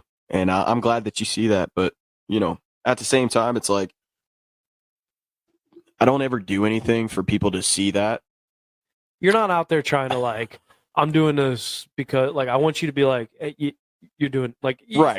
Asked me to say that. No, like, not at all. What I said, because that's what I truly believe. Right. That was from the heart and that was genuine. You know, and that's just the way I am. If I can give opportunity to anybody and I have a plug for anything, I will give it. You know what I mean? It has nothing to do with my success. You know, I'm not looking for any percentage off of anything. It's just like, hell, if you're going to make it, and I'm going to help you out. You know what I mean? If I don't make it and you make it, awesome. Yeah. That's great. You know, that's honestly, that's fulfilling to me. And that's very rare, I think, in people. And like, I don't want it to sound like, because like I feel it might be just me. I don't know, but like when you see somebody else make it before you do, a little bit of you and you're just like, damn it. But then also you're like, hell yeah, like, and also a part of you is like, I helped with that. Yeah, and but I'm not going to put my name on it. Yeah, you're not going to go out there and be like, I did that. Right. That was me. No, I would that never. happened because of me. No, I would but never. like, it's just, it is fulfilling just to feel that feeling like I did have a part in it. Truly. I mean, it is a great feeling. You know, to be in the position that I am, to have the connections that I do, and to help others get to where they want to be because of the connections that I have. It's very fulfilling to me. Yeah. It's very fulfilling. It's not something that I'm going to go home and be like, yo, this guy made it because of me. Like, I'm just not that guy. You know what I mean? I will give you the connections, and whatever you want to do with them, you do with them. You know what I mean? But like at the end of the day, I'm not looking for anything from it. You know, I just know that, you know, it's just like when you go up to a homeless person, you give them $20 or you give them $10 or whatever you got in your pocket. or whatever you feel inclined to give. It's just like that. You go up to a homeless guy, you give him money. You're not looking for anything back. You're just saying, this guy needs help. This guy needs a push. This guy needs something. So if I'm that something to give him that opportunity, then hell yeah, I'm going to do it. Exactly. I mean, I feel like a lot of more people in America need to be that way. Yeah. And We need to that's help where, each like, other out. we see videos all the time of people, like you see it on TikTok, Instagram, whatever, people walking up to homeless guys and like It's videotaped, man. it is videotaped. Here's my thing. They'll give them $100. Right. And like or something and they'll video it. Mhm. I struggle with it because I'm like, you're videoing it Right. just for the fame. Right. But I also respect it because you are giving them money. Sure. And like but like kind of going off that, you'll see those videos of people who are like the homeless guys that get it and like, dude, there's a guy, I think he's like a landscaper or mowing company or something. He literally will hire homeless guys. Oh, that's sweet. He'll be like, listen, and I'll find you a place to stay. But then he'll start up like GoFundMe's That's that'll awesome. help, like, and it'll donate, and he'll be like, here's whatever money they donated, Right. you go get an apartment. Like, Yeah. he's like, and he'll post videos. But I also I struggle with it though too because it's like Right. you're doing it for the clout. Right. It's like you got to understand, like, also, for people who are listening, I think it's a combination of clout and the goodness in your heart. yeah, but that gets very intertwined Yeah. and very miscued. Yep. There's another big word that I used, but I know exactly what that means. That one worked. That was 100% good. I do use a lot of big words, but that's just because of my upbringing when I was younger. My sister always ragged on me for using big words that I didn't really know what they meant. But as I got older, I knew what they meant, so I used them more. But anyway, yeah, I mean that's exactly it. I mean, when you got guys that are videotaping good deeds, you know what I mean? It's like I get it. I get what you're doing, and it's great, and it's positive, and it's awesome. You know what I mean? To go up to a homeless guy, give him a pair of shoes, and give him $100, $200, but at the end of the day, you know that you're getting over 1 million views, and you're getting more money from YouTube than you gave that guy. Yeah. The only other question I'll ask you off of this, like, because I'm on your page, Right. I 100% agree with you, but I always try to like look at the positives Sure. of it. Do you think that it may inspire people to give more? Yeah. Well, I don't think you need to be inspired to give. Fair enough. Okay. I don't really think you need to be inspired. I think it's just out of the goodness of your heart. And if you really need to get your leg pulled to give some money, keep your fucking money. Yeah. You know what I mean? Keep it in your pocket. Yeah. Keep your wallet in your pocket, because if it's like, oh, go get a job, you worthless piece of shit. Well, you don't know what that person went through. You don't know why they're homeless. that could be a veteran. There is definitely, like, don't get me wrong, there's people out there that are homeless because of their own mistakes. Truly. But there is a lot of people, because, like you said, veteran. Yeah. Veteran, our system's not set up to support veterans in a way that we show that we support veterans. Like, everybody's like, oh, we truly have all these holidays. And like, no, people treat these holidays like another day off. It is so true. But it's not truly what it is, because and like, you look at, like, I bought not to toot my own horn or anything, like, I'm not trying to be that guy that's like trying to but like, there's this company, they're actually coming on the podcast. It's a nonprofit. I've had one nonprofit that's American Hero Hunt, golfing in their golf outing next weekend. Nice. But they literally take active or retired first responders and veterans on hunts, and they don't have to pay a dime. They don't pay anything. The only thing they have to do is find a way to get there. That is literally the only. They might pay for their flight if they're far away, but. And then the other one is Operation Impact 22. Okay. Also, if you're not watching Midwest Whitetail on YouTube, check them out. It'll piss you off because of the bucks that come on there, and you're like, God, Lord. I've seen them on the Outdoor Channel. They're out of Iowa. Yeah. So Operation Impact 22's done videos with them, where they've done a couple things. They're based out of Iowa. Mm. I talked to the guy that runs a nonprofit. He's coming on the podcast, but Nice. he posted like hats, and I was like, "Hey, are these on the website?" Because I Yeah. looked on the website when he posted them. I was like, "I don't see them," and he was like, "No, but if you just put like a thing towards the donation, I'll send you one." Oh, nice. So like, but when I donated, it was like a $30 hat or Right. whatever. Yeah. I donated like $50 because I was like, you know what, like, if he says anything, I'm like, no, You just got a good heart. that's for you. Like, Right. keep it. Yeah. Like that. You guys are doing something that is good. Yeah. And the point is like, you shouldn't have to like the hat. Like when you donate or when you buy the hat, they're Mhm. still making money on the hat. Sure. Like otherwise, you wouldn't sell it. Like, Right. Just like your merch. Like Where would you be? yeah. You know? There's no point in selling a hat Right. if all you're making You got to make a profit. is like you You got to don't keep your wanna- brand going. You really do. Yeah. Like no different than me. People like I've had people complain like all your shirts are too expensive. I'm like my shirts are less expensive than like what you'll go to like Granger Smith. I need one of those shirts, by the way. I got you. Sweet. But like you look at it and you're like I have to keep my business going. Right. I'm selling to what I mark my prices at is in order to cover shipping, to cover all of that. Mhm. That's where I put my prices Yep. because I have to be able to cover everything and still make I'll say it on the podcast. I make no more than $5 a shirt, which is Right. very bad business. But that's not why I'm doing it. The That's whole reason I'm selling shirts right now is just to expand my brand. Sure. Like I don't make money off my shit. That's like I do, but I don't make a lot. Yeah. And then none of that money goes into my pocket. Yeah. I have a whole separate account for this. Mhm. You just want to put product on people. Yes. Yeah. That's I all get it's it. for. And Yep. my family, I love them to death, but they piss me off. And I'm like, there's a discount code on the website for you guys, and none of them use it. They're like, just keep the money. I'm like, you guys. I mean, that's great. I mean, that's how my family is too. With, I have merch on my website and stuff that just dropped yesterday. Which I will say, I'm wearing one of your hats I right know, now. dude. It looks like you worn that bitch for a long time. It's got some sweat. Yeah, I got the. I dig that shit, dude. When I first walked up and you were like, "Yo, what's up, Alan?" I'm like, I see the sweat stains. I'm like, he been wearing that Oh shit. yeah, I wore it.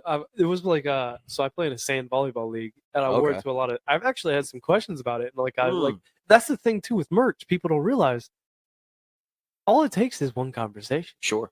That's why I've kind of created some like I try to create some like unique stuff. Yeah. Sometimes where people are like, oh damn, where'd you get that shirt? And it's Yeah. like, oh, I actually got it from this website. Like I've had people ask because like your logo, that was the biggest thing is your logo, The Bucks. the Bucks. Yeah. Because that's what caught when I walked into the venue at Michael Ray. I remember like walking around the corner. I needed a beer, of course. Right. So I was like going and I was like, oh damn. I was like, damn, that's a pretty cool logo. 'Cause Hell yeah. Before and like my thing, I was like, I'm not gonna buy a hat to somebody like if they come out and I'm like, Right. I'm Right. like, Right. why the hell did I buy this hat? Right. So like, but then after you played, and I was like, and then I walked up and we were talking, and I was like, I'm gonna buy a hat Yeah. because like dude. I was I mean, like, that's sick. your logo is sweet. Definitely go. What's your website? My website is alancarlcountry.com. The hats fit comfy. I Mm. love them. Boom. Definitely. Like, I'm promoting it right now. Boom. They definitely fit awesome. I love the way they fit, and I mean, I have sweat. I wore the shit out of it, and Yeah. it has some sweat stains. I could throw it in the washer, and I guarantee it'd still be fine. Boom. So, like, I love the hats. Hell Definitely yeah. worth it. That's a shout out to AB for that. Really? My manager. Yeah. He I don't even know he what they hooked it are. up. Are they Richardson? They are. Oh, I believe Richardson's? they are. That's my only. Check it. No, they're not. No? Port Authority. I don't know if that's like owned by Richardson. They fit like a Richardson. So those are the same hats that Nelk Boys. Okay. So they're my manager really, is kind of in the circle. Mhm. So yeah. Yeah. They use all that kind of stuff. Because like me, I have 100,000 fucking hats, Mhm. but I'm very like specific about Dude, how I want my hat to fit. I'm the same way. I'm Like the it same has way. to like how it fits my head. Yeah. And like it fits like a Richardson to me. It's more of like the trucker style. Yeah. I think is like the correct term. Yeah, it's got a point. Yeah, it's Yeah. got the point. It's more of the trucker style, but I like the way it actually fits on my head. Yeah. And that's the big thing. Like, because I won't, Yeah. like, people have gave me hats and stuff. Like, I've won free hats or whatever. And, like, you put them on, you're like, I'm never going to wear this. I know. I honestly, the first hats I ever made for this podcast, Mhm. I didn't even want to sell Really? because I didn't like the way they fit. But I'm like, there's people that like these style of hats, so I can't not sell it. But I'm big, like, when I do merch drops, like, a lot of the merch that I put out, I order myself for, like, this shirt right here. Oh, yeah. This isn't the shirt that's on the website per se because I dig ordered that. this. I dig that. And you notice how, like, right here is real dark. Like, Yep. I fixed everything. Actually, the stars go all the way to you now. Like, Damn. I do, like, So that's like an orders. OG shirt.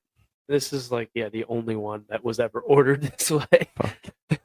I mean, that thing is sick. There's it's the same shirt. I just Yeah. improved it. So So- people who are listening that can't see, obviously, the It was R the- and the O have the stars and the blue on them, and then everything else has red and white, which is dope because it kind of gives me Gangs of New York vibes, Mhm. and I love that. That's Yeah. my favorite movie. This shirt's actually for people who may want to look at it. It's on the website. It's American flag roughneck shirt, I believe. Hell yeah! I released this for 4th of July. You gotta send me links, dude. I will plug the shit out of you, Oh, dude. buddy, I got you. All right, cool, awesome. I'm actually about to do I was planning to do a merch drop. I may cut back on the merch because my merch sales have not been as well as I want them to. Let me plug it. All right, Yeah. we'll get with it. I got some hunting shirts. I'll show you before you leave. I got Yeah. some hunting shirts that I plan to release. But Okay. So, you want to play one more song, or you want to be done playing? I mean, it doesn't matter. Okay. I got like 2 more things for you. I gave him his stickers, and now he's already putting it on the guitar. The old guitar. We got to put it on. If you don't, I have a smaller version. If you need a smaller version, I'll give you that one too. But I have a little. It'd fit right there if it's a little smaller. yeah, let's Let me do it. grab Yeah, yeah. So I'm gonna put this sticker right on my guitar, so that everybody, when I play every show and I open up for all these guys, also when I headline shows, you will see Roughnecks podcast. It's a badass sticker. I'm just gonna let you know. Badass sticker going on a badass guitar. A badass artist. And these koozies are where it's at too, man. Damn. These koozies are the shit. Hell yeah. Damn. Got some minis. These Some are on the minis. website. People want them. They're on the website. Hey, they're on the website. Go get 'em. Roughneckspodcast.com. Crack. All right. I'm about to put that right there. There we go. Hell Is- yeah. Every time I play, I got to get a picture of that before you leave. Actually, let me. honestly, I might Dude, take So, did you notice that might take this when you off. were playing the first song that you played, this. I was so pissed. I took a Snapchat. Oh, I heard it. My phone's connected to it, and it like played, and I was like, "No!" I heard it. It's all good. I kept going. Oh yeah, she's got good videos. So Yeah, so I have this for everybody who's listening. I have this sticker on my guitar that maybe a lot of people have seen me playing. It's the first sticker that actually ever got put on my guitar. there we go. Bluetooth's gone now. It was the first sticker that actually got put on my guitar. I have 420 tattooed on my hand. So obviously that gives you a good idea of who I am and what I do. So I have this sticker on my guitar that is kind of like Mickey Mouse hands rolling a joint. But I am You peeling it off peeling it off, bro. for me? Damn. Just for Roughnecks podcast. I'm gonna put you on the spot right now. You coming back on the podcast? Yeah, if you'll have me. Because I got a few people. Bring that my I like to- friends. Oh hell yeah! You know what? Fuck it. We'll bring the whole band. Fuck it. Yeah, we'll bring the whole band. Why not? I mean, I'm sure they would love to be on it. And, I gotta get more mics. give them a reason to be on something. We could. And we could talk about everything. I mean, That's the thing. Like when you all right, so when you that's go through a podcast, sometimes it's too freaking hard. Like you want to limit it to like a certain amount of time because honestly, like I listen to like 3-hour podcasts sometimes, and like you get like an hour and a half into it, and you're like, damn, I'm done. I'm using the big one. Oh, I'm using the shit. big boy. Oh, that looks good right It there. does look good. That looks good. All right, here right we go. below Whiskey Jam. Do you want to record this or anything? Oh yeah. I got to see where I got to peel this. Is there a good point to peel? Yeah, one of those. If you peel, these are usually the better ones. Okay. Okay, so we're peeling the decal that's going on the guitar, and you guys will see this in future videos when I upload cover videos and also upload videos that I sing of my own original They're so songs. hard sometimes. I also got a new sticker supplier, which is her sister. Did you get it? I haven't started. I don't have nails, so if you have any sort of, there we go. I always carry one on me, other than when I'm sitting at home. Right, I think we're good on this. So Here are we these go. stickers, like, let me ask you, are these stickers on your podcast, or on, not on podcast, Jesus, on the guitar, like the Yeah. one that you got, or some of the, like, where did the stickers originate from? Okay, so the stickers, the whole thing with the stickers, kind of originated out of its own kind of being. There we go. Roughnecks podcast on Alan Carl's guitar. Let's go. Yeah, so the stickers kind of originated out of its own kind of being. The first sticker I ever put on this was my Elvis sticker. I'm a huge fan of Elvis. I think he did. How can't you? How can't you be, right? King of rock and roll. It's like the king of music in a way. Yeah, big time. I mean, he was gone before his time really Yes. needed to be. But so the original stickers was my Elvis sticker and other things. But the reason why I really put it on my guitar was because I really wanted to be unique. I really wanted to show people kind of a plethora. Mm-hmm. There's that big word again. On a plethora. And a plethora of who I am as a person, you know, and kind of like the companies that, you know, mess with me, that, you know, help me out during things. Red Dirt Hat Company. That's what I was gonna say. I noticed the red dirt hat, Yeah, which I really like that. I'm like an ambassador for them. So I always try to plug them as much as I can. I have like this circle insert that I use for my guitar when I'm playing with wedges and stuff like that I put in there to kind of dampen sound so I don't have any feedback. And it has a red dirt decal on it. You know, there's a lot of different things. Raised upright, gun and a knife. That's from Blue Collar. You got any more of those? Actually, I do. I have another one. I'll get it to you. All right. And then some of the decals are just kind of just funny things, you know. With "You're Killing Me" Smalls sticker on there. Everybody I'm a knows huge that. Sandlot Yeah, guy. everybody get out of there. Yeah. You know, I could go through everything, but I think everything's really self-explanatory. Eat more fast food, which is a deer, you know, in the crosshairs. You know, Bud Light or Busch Light, you know. Are you you definitely a Busch Light? I'm a Busch Light guy, yeah, for sure. I mean, being a blue collar guy. Yeah, I'm a Busch Light guy all day. I just like the way it tastes. The funny thing is, everybody used to give me like I love that everybody sticker. that I work with would always give me so much shit for Busch Light. Oh, you know, you drink Busch Light, you drink cheap beer. Blah, blah, blah. Yeah, you're drinking piss water. Yep, that's what everybody says. Yeah. And my boss, like the one day, I don't know if I'm allowed to say this, but I'll say it anyway. We were working at the You're shop. editing it. We were actually off the clock. Yeah. Working on something. My boss, like, we're having a fucking tough time. doing something, and it was like already like 6 o'clock, Mhm. and we're still working. Like we've been there since 8 a.m. And it was like, I'm about to give you money to go get beer, and I was like, Been there. you don't have to give me money.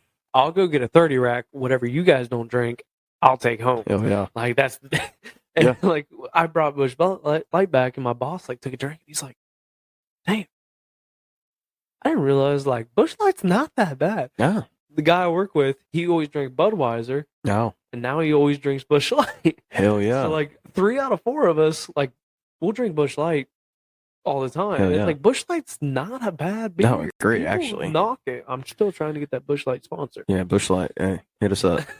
Like that'd be awesome. But yeah, I mean, for everybody who doesn't, just listening, put the Roughnecks podcast sticker on here, and it looks glorious. Yeah. Got some big shows coming up, so that's going to be great to support a local podcast and a good buddy of mine now. When are the next shows? Just so people know. Anybody, because a lot of my listeners are local. Sure. Local. Right. So when are the next shows? I mean, big shows, I would say. I got a lot of private stuff coming up. Yeah. A lot of acoustic stuff. Big shows for like opening up for big people. Nothing on the books right now, but that is gonna change very quickly. It changed. Yeah, I was gonna say that's got to change. Like There's a lot of big artists that are coming around, our local area. That I'll probably get a phone call to do something. But I'll be able to put in Bay, Mount Vernon,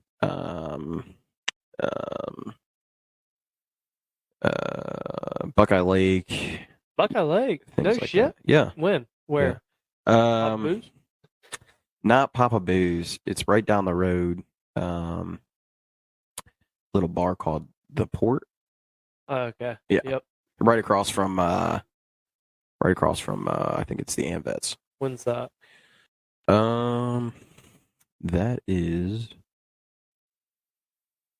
August 21st.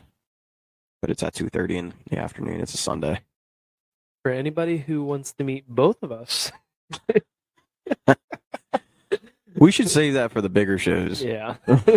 I mean, I'm okay with that. I mean, I'm cool with that too. Yeah. I'll just yeah. Like I said, I don't ever like push my things on people. Mm-hmm. But it's life, dude. Fuck it. Yeah. Exactly. Let's just do it.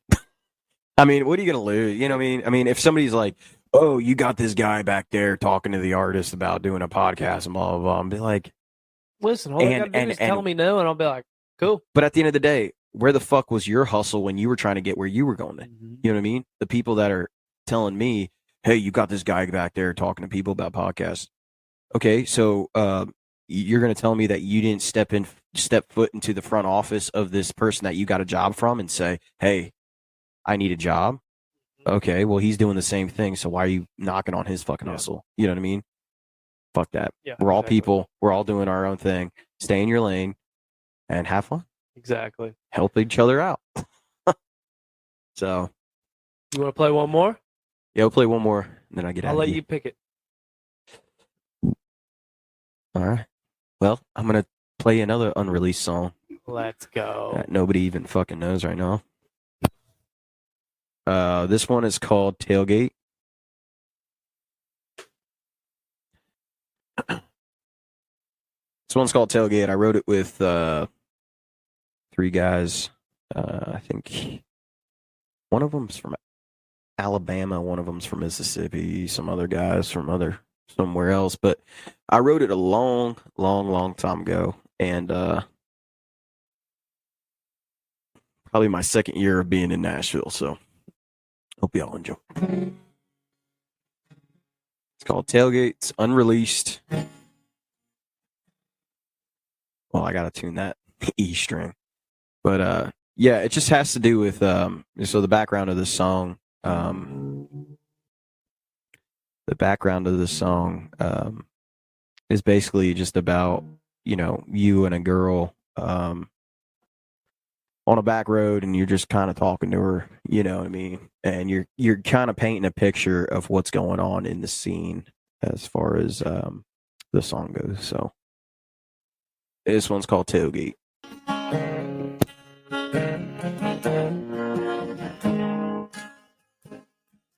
Rolled up, got the sawgrass swaying, sitting down on the back of this Chevy.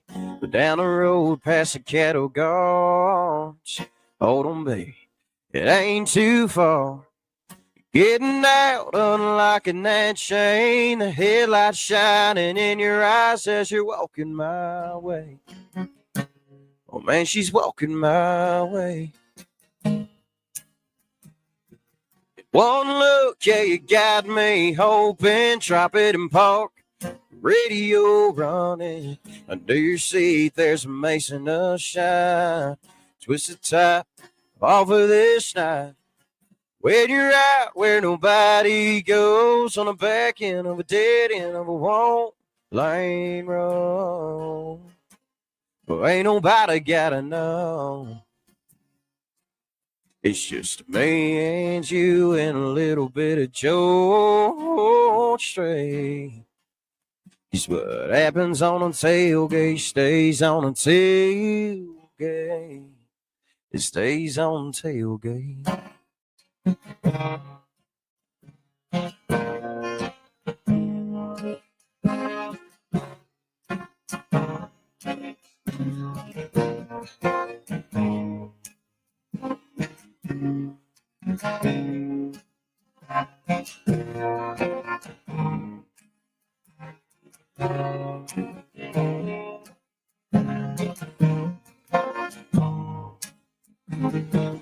Posted up on a stir road hideaway. This bucket of rust has seen some better days, but it ain't never seen nothing like you. Sun-kissed skin lit up by crescent moon. And one look, yeah, you got me hoping. Drop it and park, radio running. Under your seat, there's a mason of shine. Twist the top off of this night. When you're out where nobody goes, on the back end of a dead end of a one lane road. Well, ain't nobody gotta know. It's just me and you and a little bit of George Strait. It's what happens on a tailgate, stays on a tailgate. It stays on a tailgate.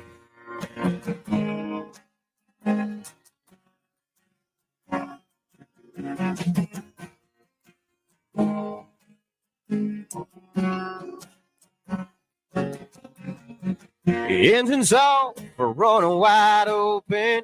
Catch the sparks in the dark and we're knowing nobody knows what we do out here so late. 'Cause what happens on a tailgate stays on a tailgate. And one look, yeah, you got me hoping. Drop it and park, radio running. Under your seat, there's some mason of shine. Twist the top off of this night. When you're out where nobody goes, on the back end of a dead end of a one lane road. Well, ain't nobody gotta know. It's just me and you and a little bit of George Strait. It's what happens on a tailgate, stays on a tailgate. It stays on a tailgate.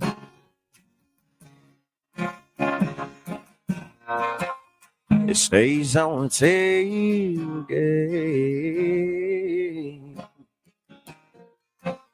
It stays on a tailgate. Man, oh man. Yeah, it's unreleased. There's something about your music that just makes it, like, when you listen to it, I feel like you really have to have headphones on sometimes to maybe really realize it. But Yeah. like, you know, I'm sitting here listening to you as you play. Like, I take my mic cord out just so I don't make any noise. But Right. I'm listening to it's like a connection. Like as you listen to it, it's just like, damn. Like you may not even relate to the song, but it's just like listening to the music. It's like, Yeah. I feel this. Like you Yeah. actually feel the music. Yeah. That's another thing. I'm so like against like the whole conceited thing and stuff like that. I think that's just so stupid. I think a lot of people just need to like do away with the whole conceited thing. You know what I mean? I think what really needs to happen is people just need to be very comfortable in who they are as an artist. You know what I mean? And that is what is portrayed to people. Not a conceited type. Um, and with what you said, it's like I felt what you were singing, and when I sing what I wrote, I feel what I sing. Yeah. You know what I mean? So it's very nice. So like what we were going back, I mean, hours, maybe 30 minutes, ago, and we were talking about the whole thing with like being relative to what you're singing, or feeling what you're singing. So like when the artist feels what they're singing, obviously people are gonna kind of gravitate towards what you're singing. But it's not something that I put on. It's just something that I feel. You know what I mean? So like you're gonna hear it first right now. When I play music, and this is something that just came to mind, but that it's also very related to me and something that I just thought about. When I sing songs, it's not that I'm thinking, oh, I want somebody to relate to this. It has nothing to do with that. The thing of it is like we're sitting here, we're talking, and you're your own person and I'm my own person, and we're sitting here, and it's just funny because it's like I sit here, and when I'm playing music and I'm playing a song that I wrote, I just sit here and I'm in my own bubble.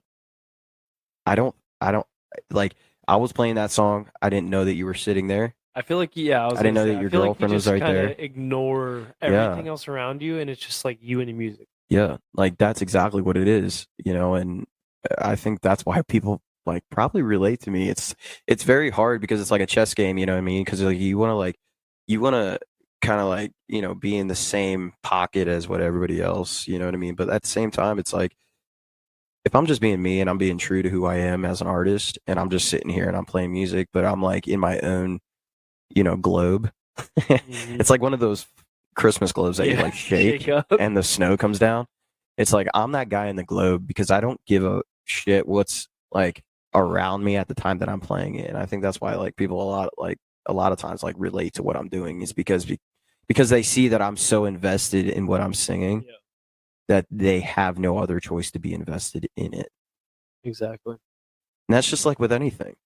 Yeah. That's just like what you do. You know what I mean? I mean, like this podcast and everything like that. Like if you're invested in people see that your grind and your hustle is being, I didn't even know she came down. There you go. Like there you go. Same thing. Like I get like when I'm having a conversation with somebody, especially in person. Yeah. I can't even tell. Like I had no clue she was here. Mm-hmm. People will walk by, or like, I might notice a person walking down the street, but then also it's like the suspicion of like, what are you doing around my house? Right. But like most of the time, I'm just like conversation. Yeah. Like you might take a peek, but then it's like, you know what? Right. Like you get invested so much in what you're actually doing. But that's also where I feel like you can tell if it's a true passion. Sure. Because like I feel like you have a true passion for music. Yeah. That's the only thing I think about, dude. Yeah. I literally wake up, I think about music. I think about ask me sometimes, they're like, are you putting too much into this podcasting stuff? And I'm like, it's what I love to do. That's right. It's a side hustle. Yeah. But I love to do it. And I don't do it for the money or the fame. I do it because like, in my opinion, I'm helping other people when I bring them on. Yeah. And I'm building awesome connections. Of course. That's a benefit for myself, but also like I've also hooked up my guests with other guests. Mm-hmm. Like, hey, I think this is somewhere like you guys would be good together. Like a supplement company for an NFL athlete. Yeah. Like, hey, talk to this guy. Like I have his number. Here's his number. You're the middleman. Like, yeah. And like I can't promise you anything. Like we've talked about. Like you can't promise anything, but like here, you know what? Talk to him. It's something you can do. Right. Yeah. So. But we're gonna move on. Yeah. But we're going to move on to the best segment of the podcast, which is Motivation Monday.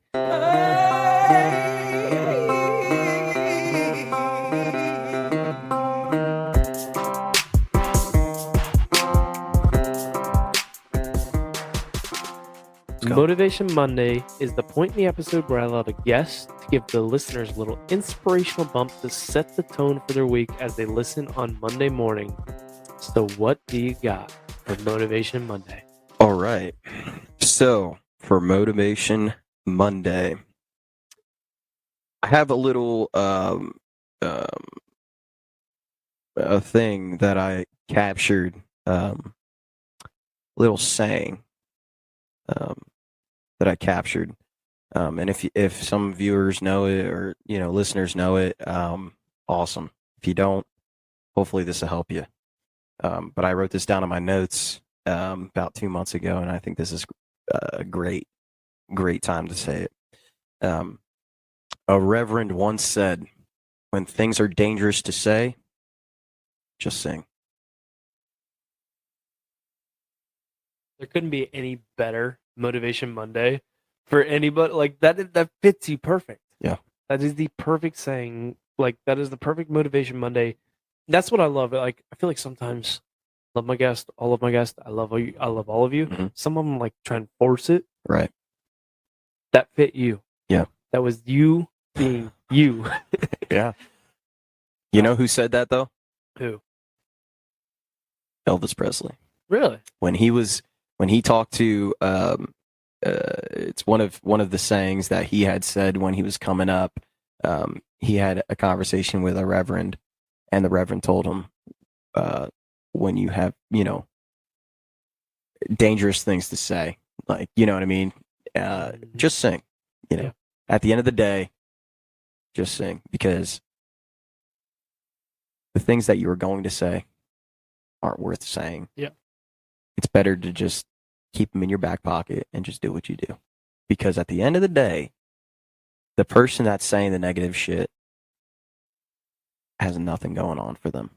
So it's better to just ignore and just keep on the path that you're on. I'm gonna bring it full circle here. Boom. Because we look at how many times have we said something? We've all done it, where we say something, and you're like, "Damn, I wish I didn't I didn't Right. mean that. Right. I wish I didn't say that. That looks bad on my name." Yeah. I'm bringing it full circle all the way back to the beginning of this damn conversation. Yeah. But that's True. It's true.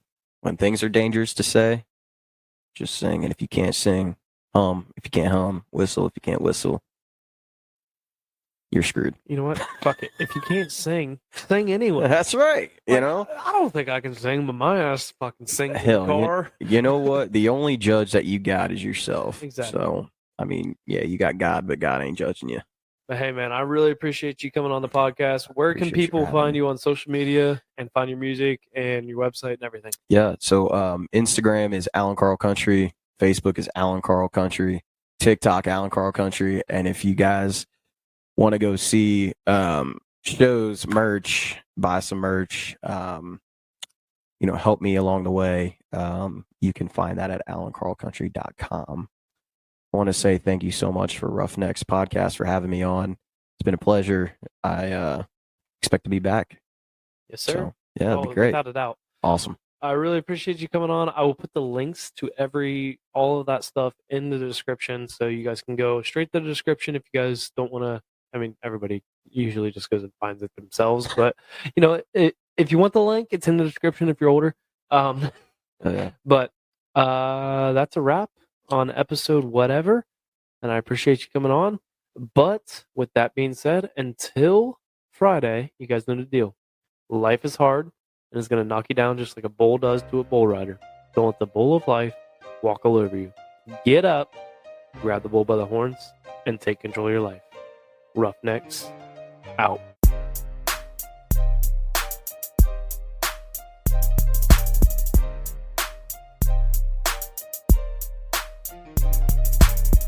Thank you all for tuning in to this week's episode of the Roughnecks Podcast.